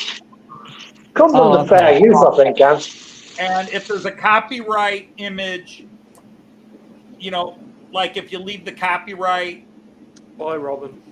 watermark or anything on there, it's all good. All right, Robin. Good night. Take care. It was great to have you in. It's always wonderful to see you pop in on these live streams. It's like, I just know how copyright can just be. Copyright gets so overblown on YouTube and things like that. Yes, somebody, usually a professional photographer, if you use their picture and you don't have their watermark or their credit mark, but you're also allowed to use a quick image, quick show of it to say, here's a picture of the gentleman, and you don't have to worry about it. I think I had an issue with copyright, and I had to really fight for it. My wife's family had a 200-year back to Tasmania down floating away, but I was filming on the wharf of one of the old ships that they actually came out on, and there was a cafe that was blasting out, and they killed the whole video because the music, and I kept fighting back and saying, well, hang on a minute, I'm not using the music. They're playing this so loud. And I had to really fight for it. Eventually I won. Right. But because the music was so loud, it was coming through the video. And you could see the ship, the old sailing ship, the tall ship. And you could see that it was on the wharf, but it just automatically canned because the music was there. Now, did you get a copyright strike or a copyright claim? I had a copyright claim. Okay. But they canned the video, and it's not on my channel. It was on another channel, but it was because it was a whole weekend. It was, as I said, 200 years since the family had landed in Tasmania, and they landed there by mistake, only because the wife was pregnant, about to have a baby. And that's where they ended up. And but it was all about this because it was music and it was in the open air. It wasn't even. You get that from the truck shows as well, Greg. Yeah, you do. Yeah. Well, that's the first time I've had it. I haven't had it since, but not my fault. How can I control somebody else's level of music? It was, yeah. Right. And performed in a public place and stuff like that. Yeah. And the problem with YouTube is YouTube, to protect themselves, they have this person made the claim, you argue it with them and blah, blah, blah, and we're not involved. It's pretty, because we had issues where certain law enforcement agencies were being told to play Beatles or Eagles music whenever they noticed people were filming them, where it was potentially the police were doing something maybe they shouldn't be doing, or they would get in trouble. And so somebody would come up and they'd be filming the situation. The cops would start playing Beatles or the Eagles, because the Eagles, Don Henley, who basically owns the copyright to Eagles music now, they will not allow anybody to use the Eagles for anything. They are very ultra aggressive about it. Now, that doesn't mean you can't do your own song or use somebody else's, but the minute you use the Eagles performing or singing, they go nuts and they will shut you down and copyright strike. Now, the funny thing is, the only copyright strike I ever had on YouTube in all my years, think of the 49 parody songs we've done, all the Matt Clark stuff. One of my parody songs, I showed a picture that I have had for 20 years that I downloaded off of Flickr to use to teach my students. And it's a picture of a Regiobahn. It's not even a great photograph. And I stuck it in the video where Joyce is singing our parody of Wichita Lineman. Joyce is singing Wichita Lineman, but it's called Deutsche Bahn Regio. And the picture is on screen for 3 seconds. And apparently the original photographer caught it. I've had this for 20 years where I found it had no watermarks, it had no copyright, because I always leave those things on. Somebody else had already altered the picture. I had just downloaded. I've had it sitting in a file, which again, I intended only to use like, okay, students, we're going to talk about the German rail system. Here is a double-decker Regiobahn train. And anyhow, he filed a copyright strike against me.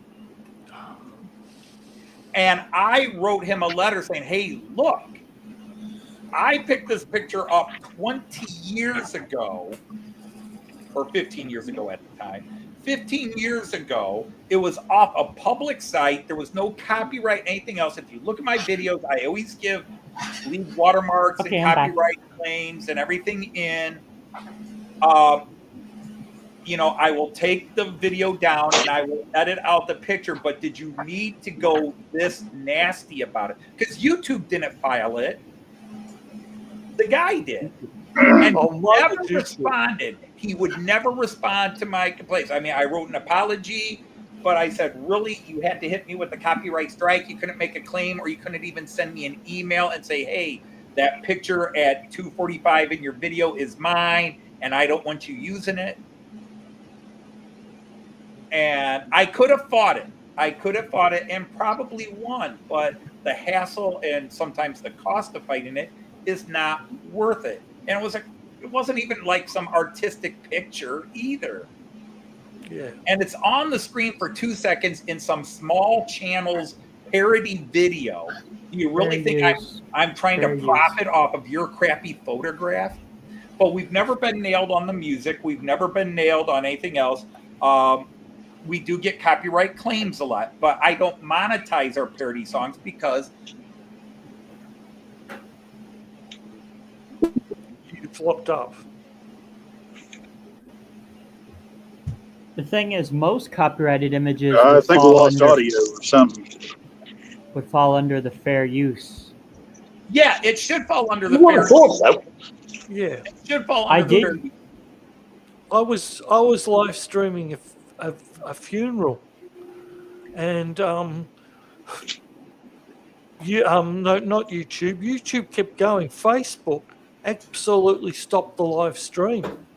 Just killed me right in the middle of it. And for something that was, I don't even know why they stopped it. We had copyrights for what we were playing, but they just killed my stream and said copyrights. Like on one of my. And I was horrified. I mean, fortunately, we were multi-streaming, so I was streaming not only to Facebook but to YouTube. YouTube kept going, so I just put a little note on Facebook: go to YouTube. Right. And I bet the Greg. Hang on. Chase was trying to say something here. Chase was trying to say.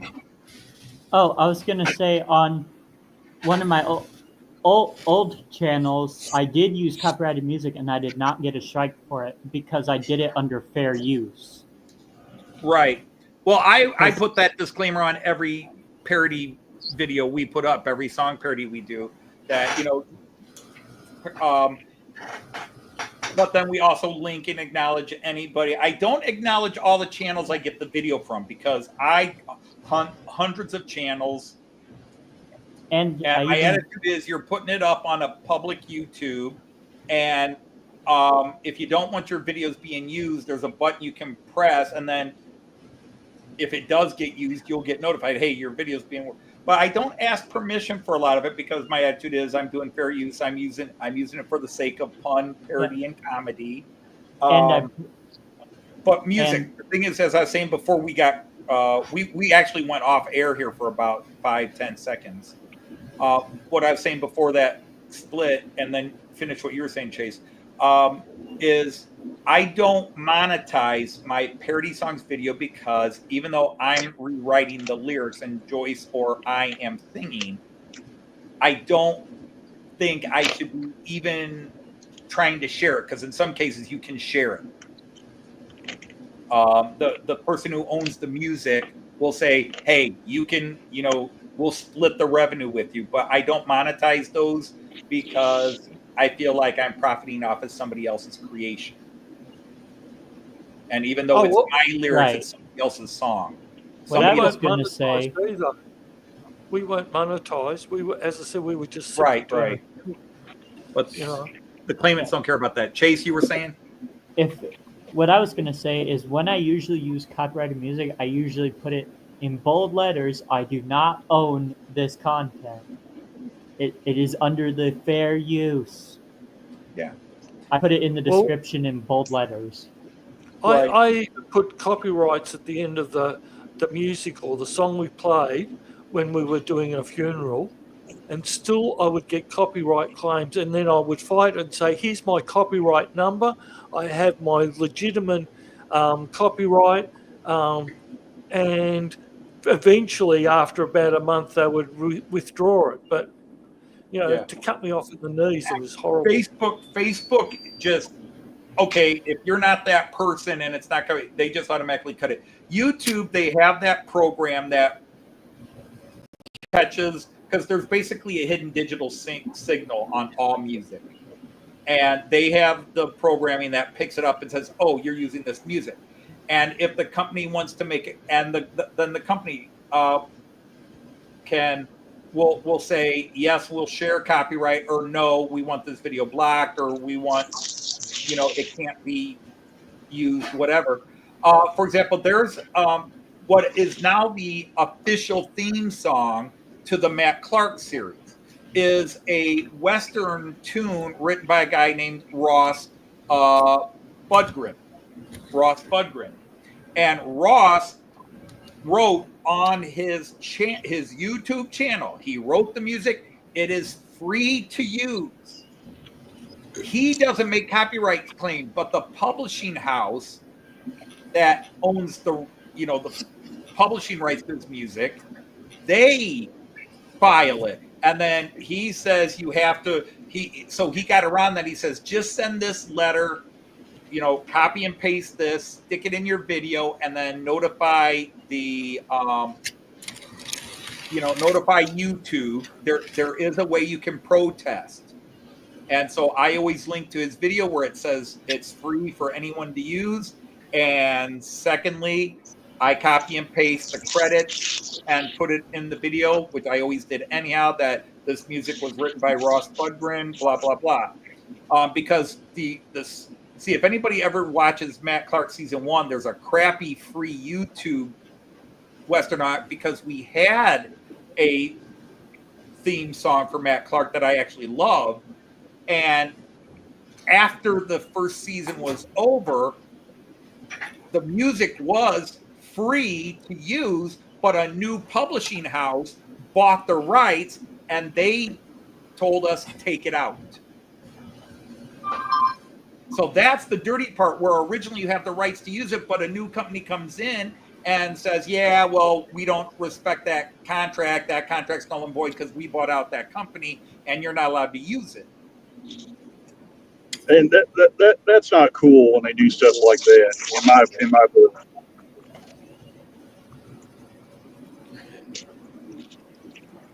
So I understand people get that, but the fact is, I mean, very few of you, maybe Greg with some of the stuff he has done, but I think very few of the YouTubers watching or participating here, I don't think anybody has to deal with the copyright because, like I do, because of all the parody songs and the Matt Clarks, because all those images I use.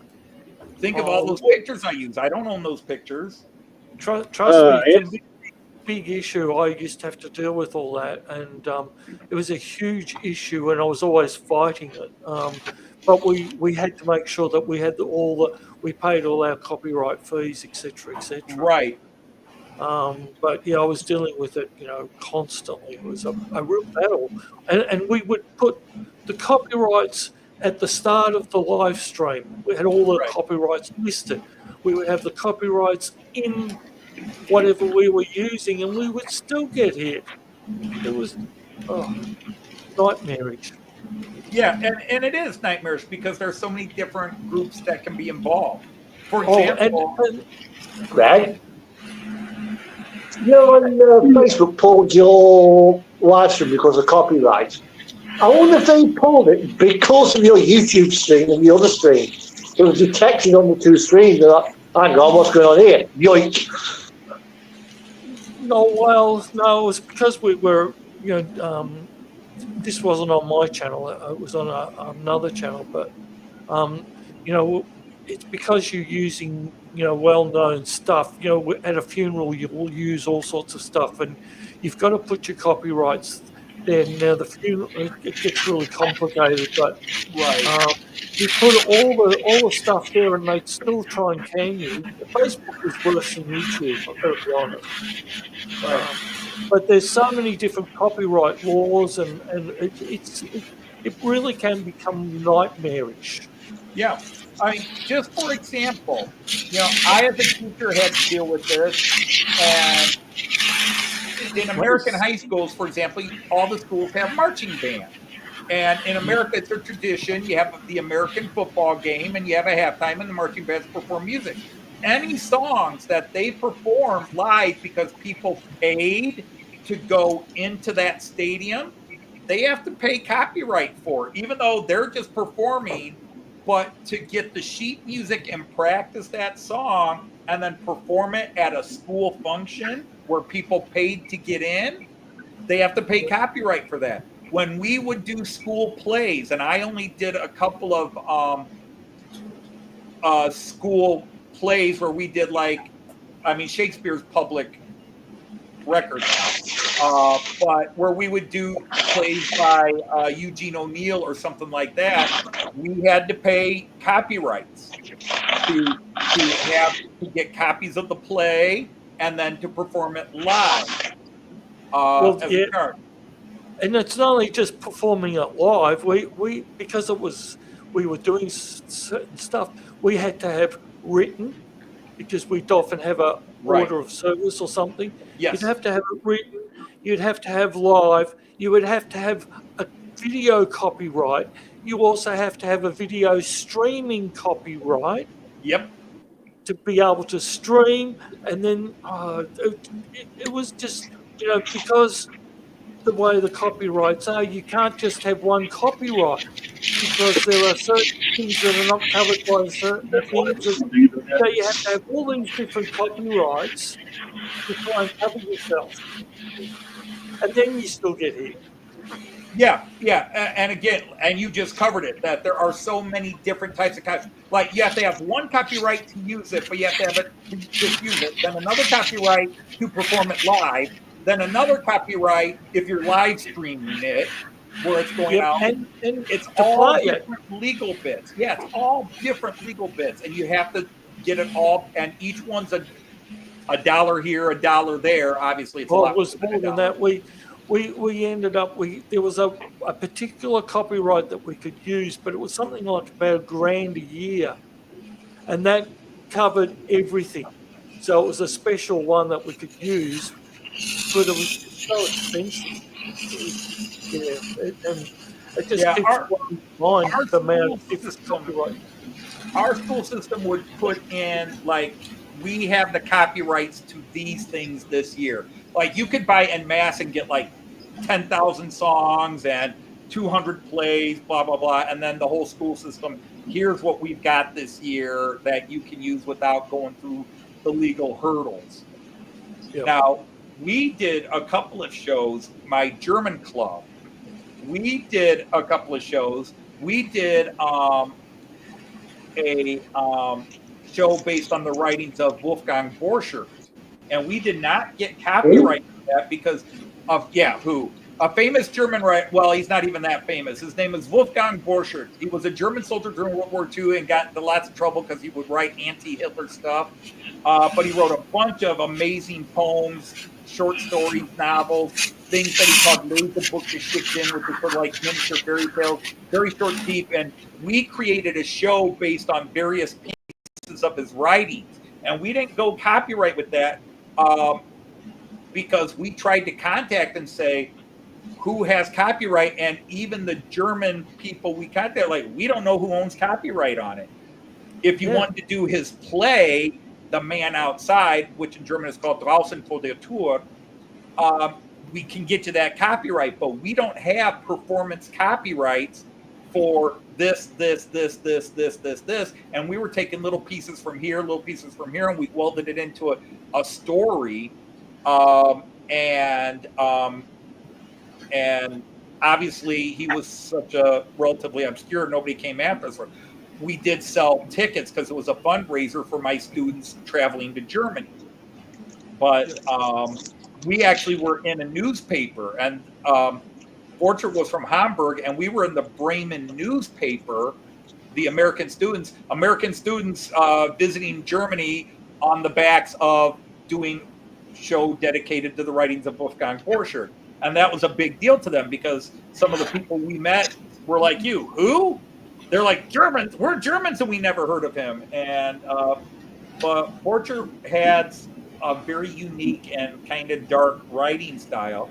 But the problem is he was writing and saying these things during the Hitler regime and right after. And he died at the age of 27 in 1948 of tuberculosis he contracted while in prison in Germany. Because he refused to join the army, and then he got drafted, and he got sent to the Russian front, and he was writing letters home, ripping on the Nazis, and so he got arrested, tortured, and then sent back.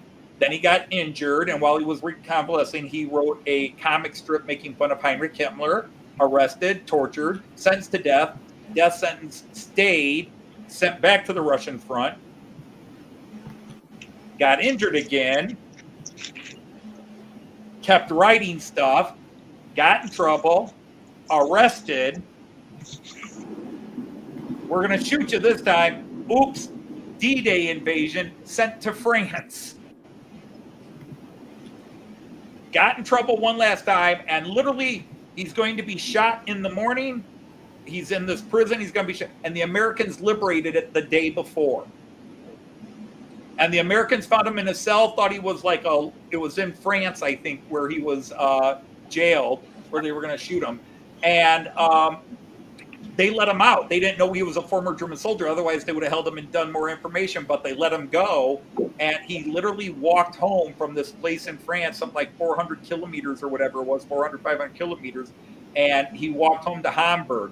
But while he was in prison that last time, and he had been tortured and everything else, he contracted tuberculosis. And he basically spent a year and a half feverishly writing everything that he could, because the Nazis had destroyed a lot of the stuff he had written up to that point. And he wrote just an amazing amount of work in a 2-year period before he died of tuberculosis at a Swiss sanitarium, which is where they sent people with tuberculosis. I think I found the Google image I wanted to show. I wish somebody would make a movie about his life. It's an amazing story. Sounds amazing, yeah.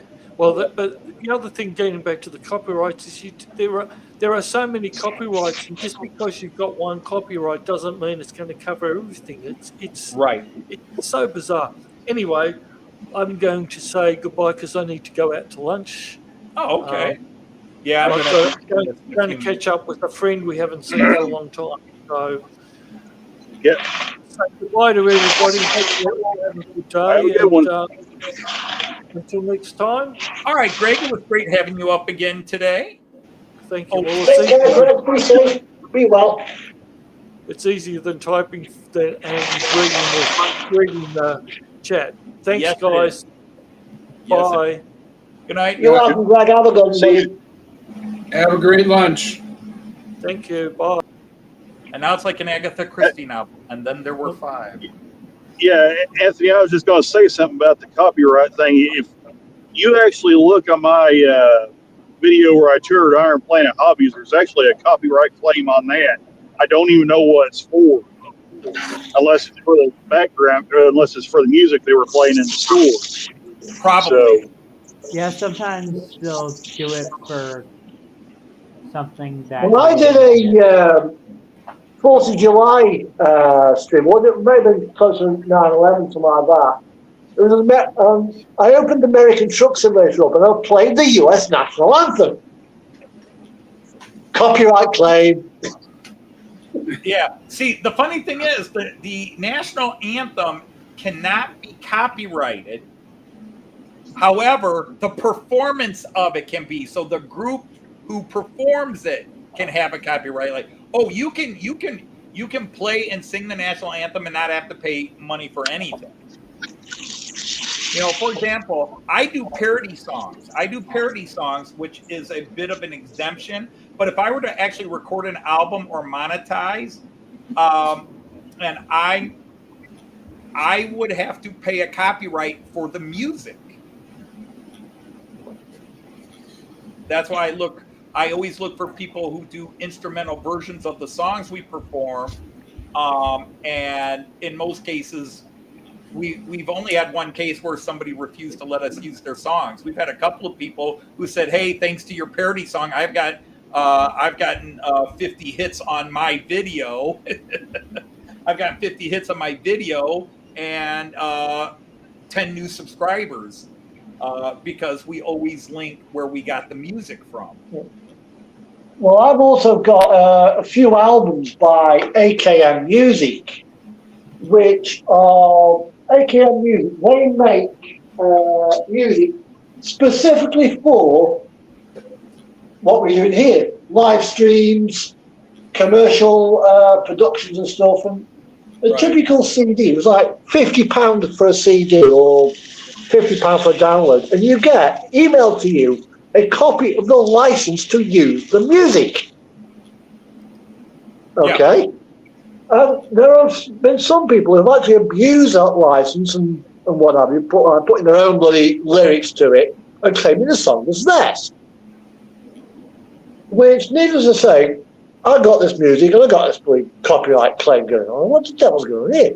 So, give them the video, rings up AKM, well, emails AKM, gives them the link, they have a look at it, and speaks to YouTube or whatever. Next thing you go, copyright claim rescinded. Yes. Yep. That's right. I just got to bring out here, Eric and Billy, is that a Rheingold baggage car you've got highlighted there?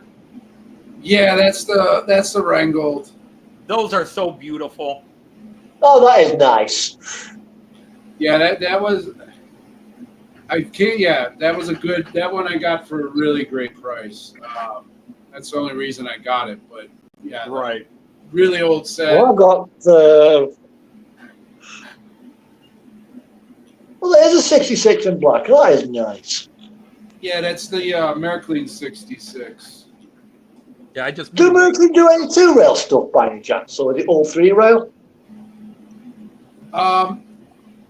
I don't think they do it in the Märklin. They might have this in it would say Trix on the side. I've never seen it. But Trix is their 2-rail, the DC line. Oh, I see. Mini Trix. Yeah, I forget what year Märklin acquired Trix, but Trix is now the 2-rail version of Märklin. Although Trix does release a few things that are not released by Märklin, and Trix also does N scale. They're Märklin's N scale. Yeah, but it's called Mini Trix. But yeah, I have a few Mini Trix items. Yeah. Namely, that's Mini Trix. I won't show you the full labels. I know what you'll do, Andy. Actually. See that he's got the blue Rheingold, and my blue Rheingold, which is the exact same as he's got. It's been released many times, but there was one year they did it and released it in this special tin. Now, and I got this a while ago. You could buy on eBay for a really good price. Yeah, you can buy Hornby Double amps, which was for the old 3-rail stuff. But the axles were solidly connected with no insulators. Is it the same with the Märklin? So could you buy, say, a Märklin coach? So you got the Mini Trix, the Trix ICE, and you wanted to extend it because you only had, say, 8 of the 10 cars. And you saw the 10 cars, you got the same couplers, but the Märklin. Could you still use them? No, you cannot use Märklin cars on a DC. No. Oh, no, right. you Oh, so can't. the axles aren't You insulated. cannot. Because Miraklin axles are not insulated. I could take any DC rolling stock out there and run it on my 3-rail. Train locomotives won't work, but I can take any rolling stock in Yeah. HO or 00 and put it on my HO. Miraklin 3-rail, and it will work because it's not an issue. But if you Two-rail take would. anything, if you take anything that came in a box that says Miraklin or Roco rolling stock where it says it's 3-rail or AC, or if you read German Wechselstrom, which means alternating current, anyhow, that's no different than laying a piece of metal across your 2 rails because the axles aren't insulated. It is one solid metal piece all the way across. So it's like taking a piece of metal and laying it across your 2 rails. Yeah. Now, I want to Two-rail. change gears here for a second. I'm going to change gears here for a second or go back because Attila Varga is saying all I can say is copyright is a load of crap. I'm going to disagree with that. Okay? There's a reason for copyright, and it's not just about lawyers. I've had a book published, okay? I've had a book published. And I did have something I wrote where somebody posted it claiming they wrote it. And I have to show I wrote it and have copyright on it. Now, technically, copyright, the minute you create something, it's copyrighted. You don't have to file a patent with every poem you write, it's technically, but you got to be able to prove you wrote it before that other person published it. But yes, I had somebody steal some of my writing. So you don't like that. And so I can understand musicians saying, hey, I don't want somebody using my work. I wrote it. I wrote the heavy work, you know, and now you're trying to profit off of it without sharing with me. So I have no problem. I have given people permission. I have given students of mine permission. I have given colleagues of mine permission to use excerpts from my book in talks, speeches, or whatever, and not even asked a dime for it. I've given them permission, but I've had to file. Yes, they have permission to use this.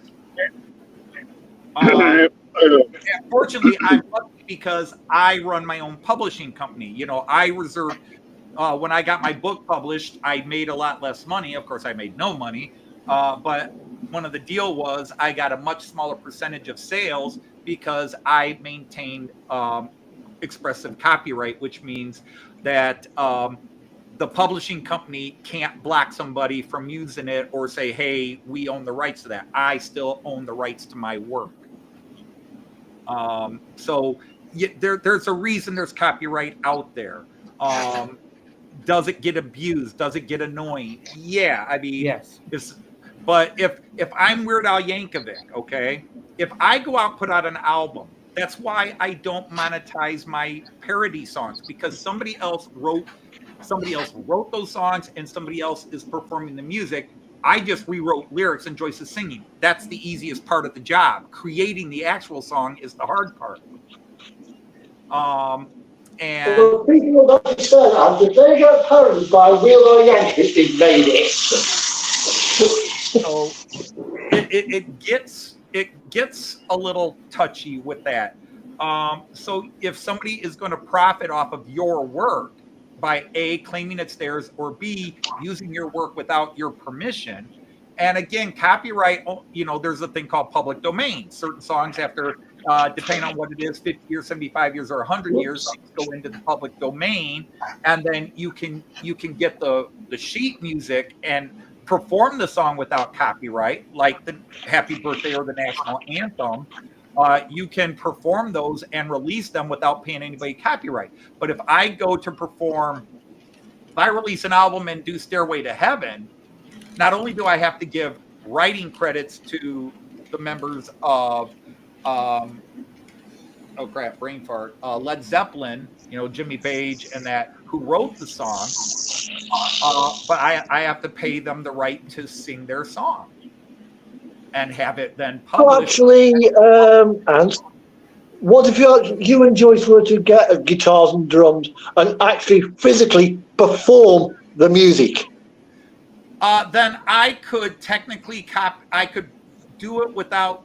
I would still have to pay a copyright claim. I would still have to share it because, again, even though I'm performing, because that's the thing. Greg was touching on it, and Greg deals with it much more intensely than I do in the one job he was talking about. But out of all the YouTubers putting up train videos and such, because I do it consistently through all the photographs and stuff I use in Matt Clark, all the songs we do, I deal with copyright issues and have to deal with copyright issues all the time. Like I said, I've only had one copyright strike, but I have dozens of copyright claims, but the people usually say, go ahead and use it. But again, when you're dealing with copyright, there is like in a song, there's the writer of the song owns a piece of it. And then unfortunately the recording studio, the record company, they own a piece of it.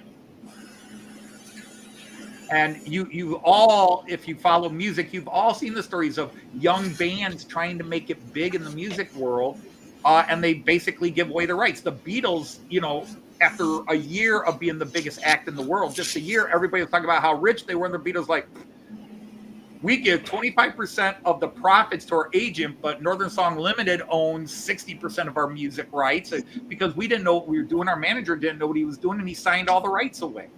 So the Beatles got screwed out of a lot of money early in their career. The Rolling Stones got screwed out of a crap load of money. You see a lot of these bands got screwed early on.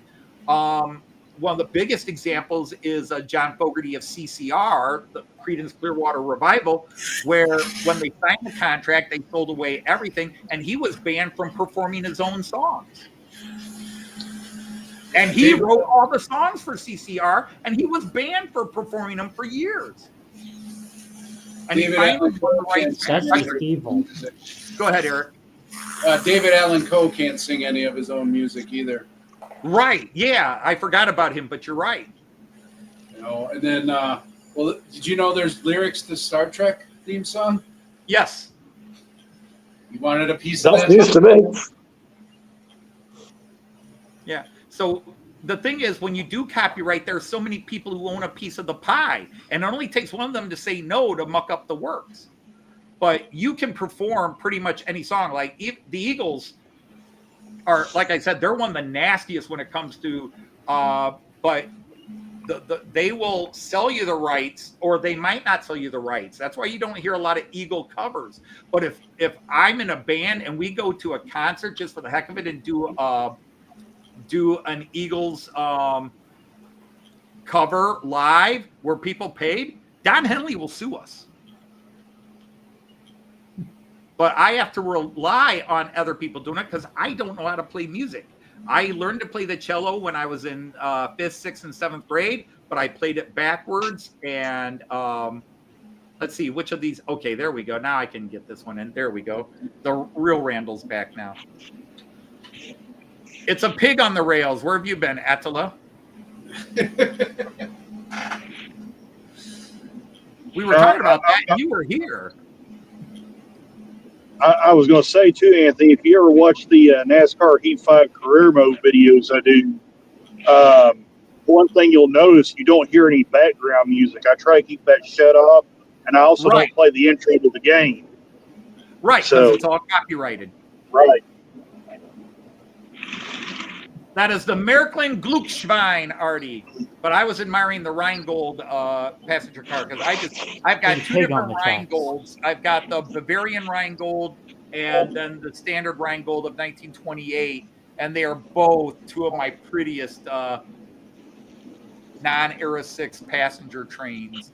The locomotives are gorgeous. The cars are gorgeous. That's why I have to stop and look. That's the end of train car. That's the baggage car, but it's got the two end of train lights that light up. It's got lights on the inside there. I always have to stop and admire them no matter who's talking or doing what. So he's got his Rheingold up there. So God, I love that train. Yeah, I'm looking for a locomotive. I'll find one day at a decent price. Anthony, back on. We have a Crazy Dane sighting. There's a Jean Ricard here. Yeah. Run and hide, Hey, everybody. John. Hey, Jean Ricard. He's in the chat.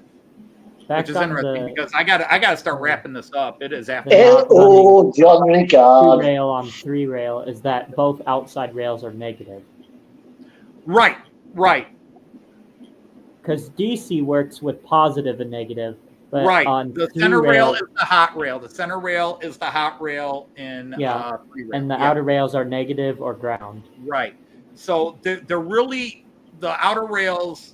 Yeah, they help complete the circuit, but that's the nice thing. For example, one of the nice things about 3-rail chase is that we don't have to insulate joints when we do reversing loops.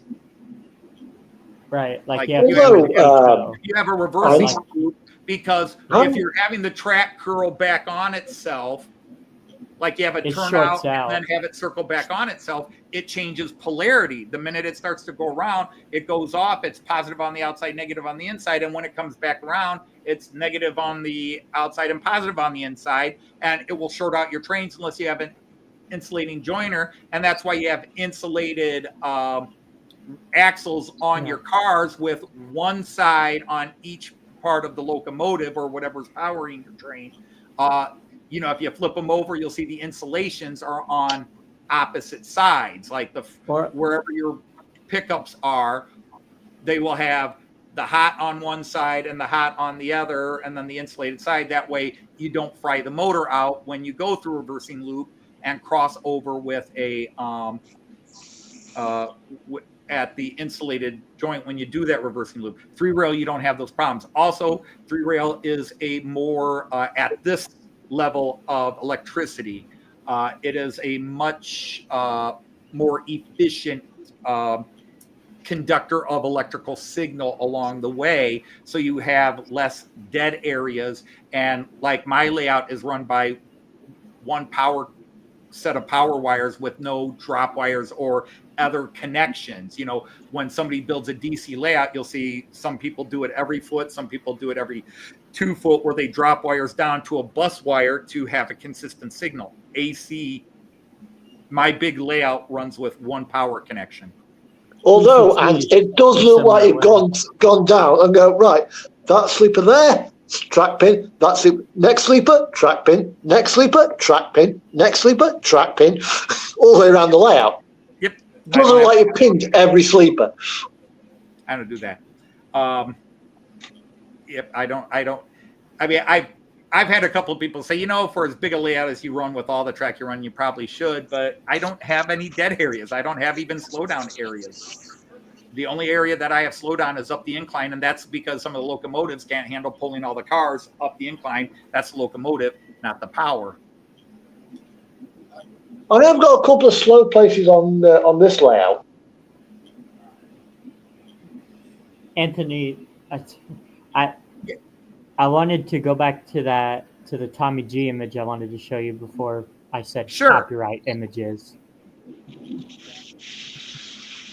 The nice thing is you can show it because it's not going to hurt me none. Yeah, it's not going to come back on you. That's the model one, but I'm gonna. Let's see. Can I do this real quick? There we go. You know that. Is it showing? Can you see it on the screen? Nope. All I see is I see the locomotive and the train in the background.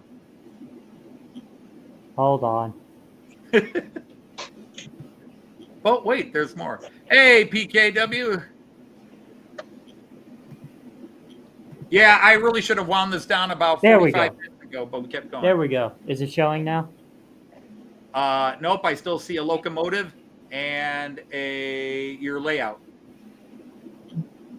It says this tab should be sharing. Oh, you know what? Gotcha. Yeah, it showed up off camera. There we go. Yeah, that's the locomotive it's supposed to be representing. Well, I think that's nice. I think you did a darn fine job. That's with that one, it looks just like it in my opinion. Yeah, it's not fully finished yet. There's a couple little paint tweaks I need to. How big are the driving wheels on that thing? What'd you say? How big are the driving wheels on that thing? Because the driving wheels look really big, but the pilot wheels look really, really small. On the real one? Yeah, and on the model. Yeah, it's a theme park train. It's a narrow gauge engine. Oh, okay. I'm not exactly sure why the wheels on the real one are that large. I Probably guess keep the revs down. it might be because of the steep gradients that it has to climb. Yeah, help with the gearing. It's got some decent. If I read right, the larger wheels are actually for speed. Oh yeah, for speed. My bad. Yeah. It's smaller I only wheels that are. recently learned that in German locomotives, if they have big wheels, they're passenger, and if it's all small wheels, they're freight. I did not know that. Like the Frisco I saw when I was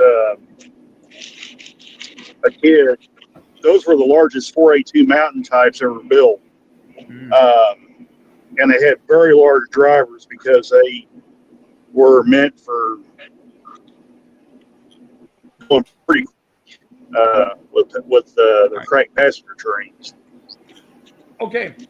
Also, but yeah, 440s are America, just I don't tiny think in America general. strictly followed that rule. I think America just used whatever train they got, and passenger or freight, they were both used. Anyhow, Zantac, you got a compliment from PK&W Model Works.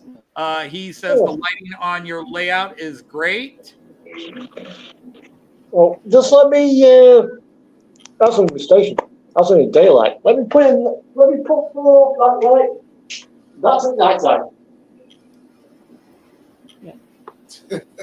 All 440s are just tiny in general.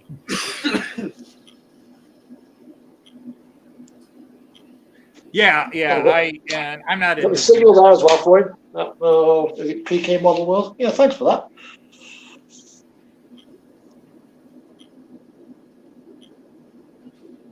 Oh, Jean Ricard, I listen all the time. I just don't necessarily acknowledge when it's insanity. Oh, lights are out. Yeah, I just turned them off. Yeah, I'm hoping to eventually install lots of lights on my layout because I bought 150 LEDs for $8 on Amazon. Yep. Good God, that's a steal. That's what I do. I buy those cheap $8 long lines. You can buy 150, or you can buy like 300 for like $16. That's the other side of my layout. I thought you said me. Yeah, actually, I bought the LED. The LED that's in that house there was one of the $150 pack. Or no, I'm sorry, the $8 pack with 150. I said that backwards. Right. Yeah, and the thing to do is one way to, Mark had mentioned earlier, you have what we call light bleed, where the light shows through the walls. Yeah. Yeah, a little black paint will solve that problem if you want to go there. I never worry about it. Hey, it's lit up, it's not lit up. You can always the plastic is a little too thin on this house. Yeah, companies are making thinner plastic. Well, I use these here. Well, I got to wrap it over there, guys. I use these here. This is 33 feet, 100 LEDs. 33 feet, or just over 10 meters. 100 lights. Pardon me. $6. Yeah, you can see the little LED in and these there. are perfect because these are micro LEDs, or what the Brits call fairy lights. These are micro. Let's get it up to the camera. These are micro LEDs. So these do not light up so brightly that they'll shine through everything. They can because they are bright enough.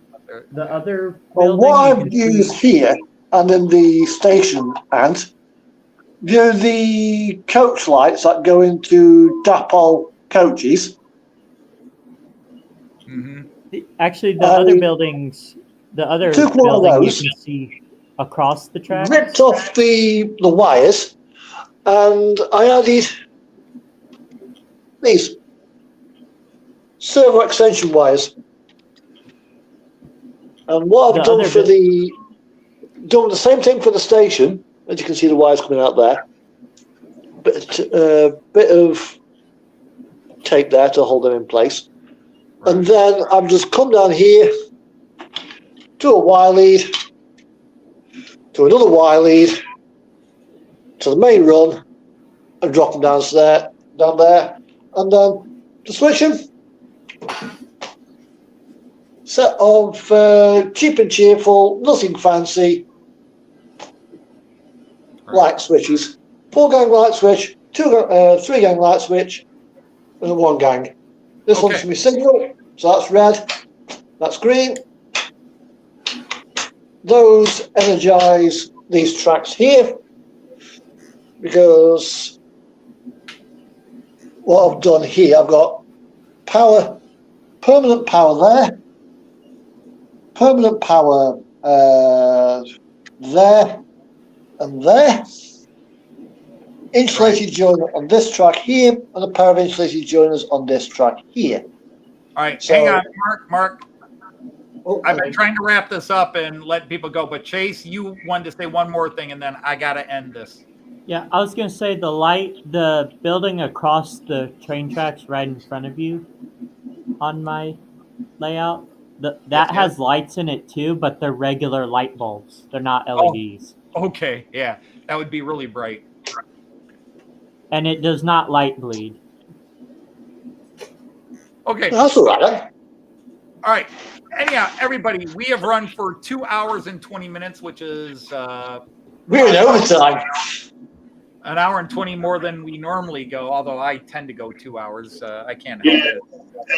Anthony, I'm going to go ahead and drop out because I'm going to start going up and down these hills. I'm going to lose you guys anyway. So you guys have a good night.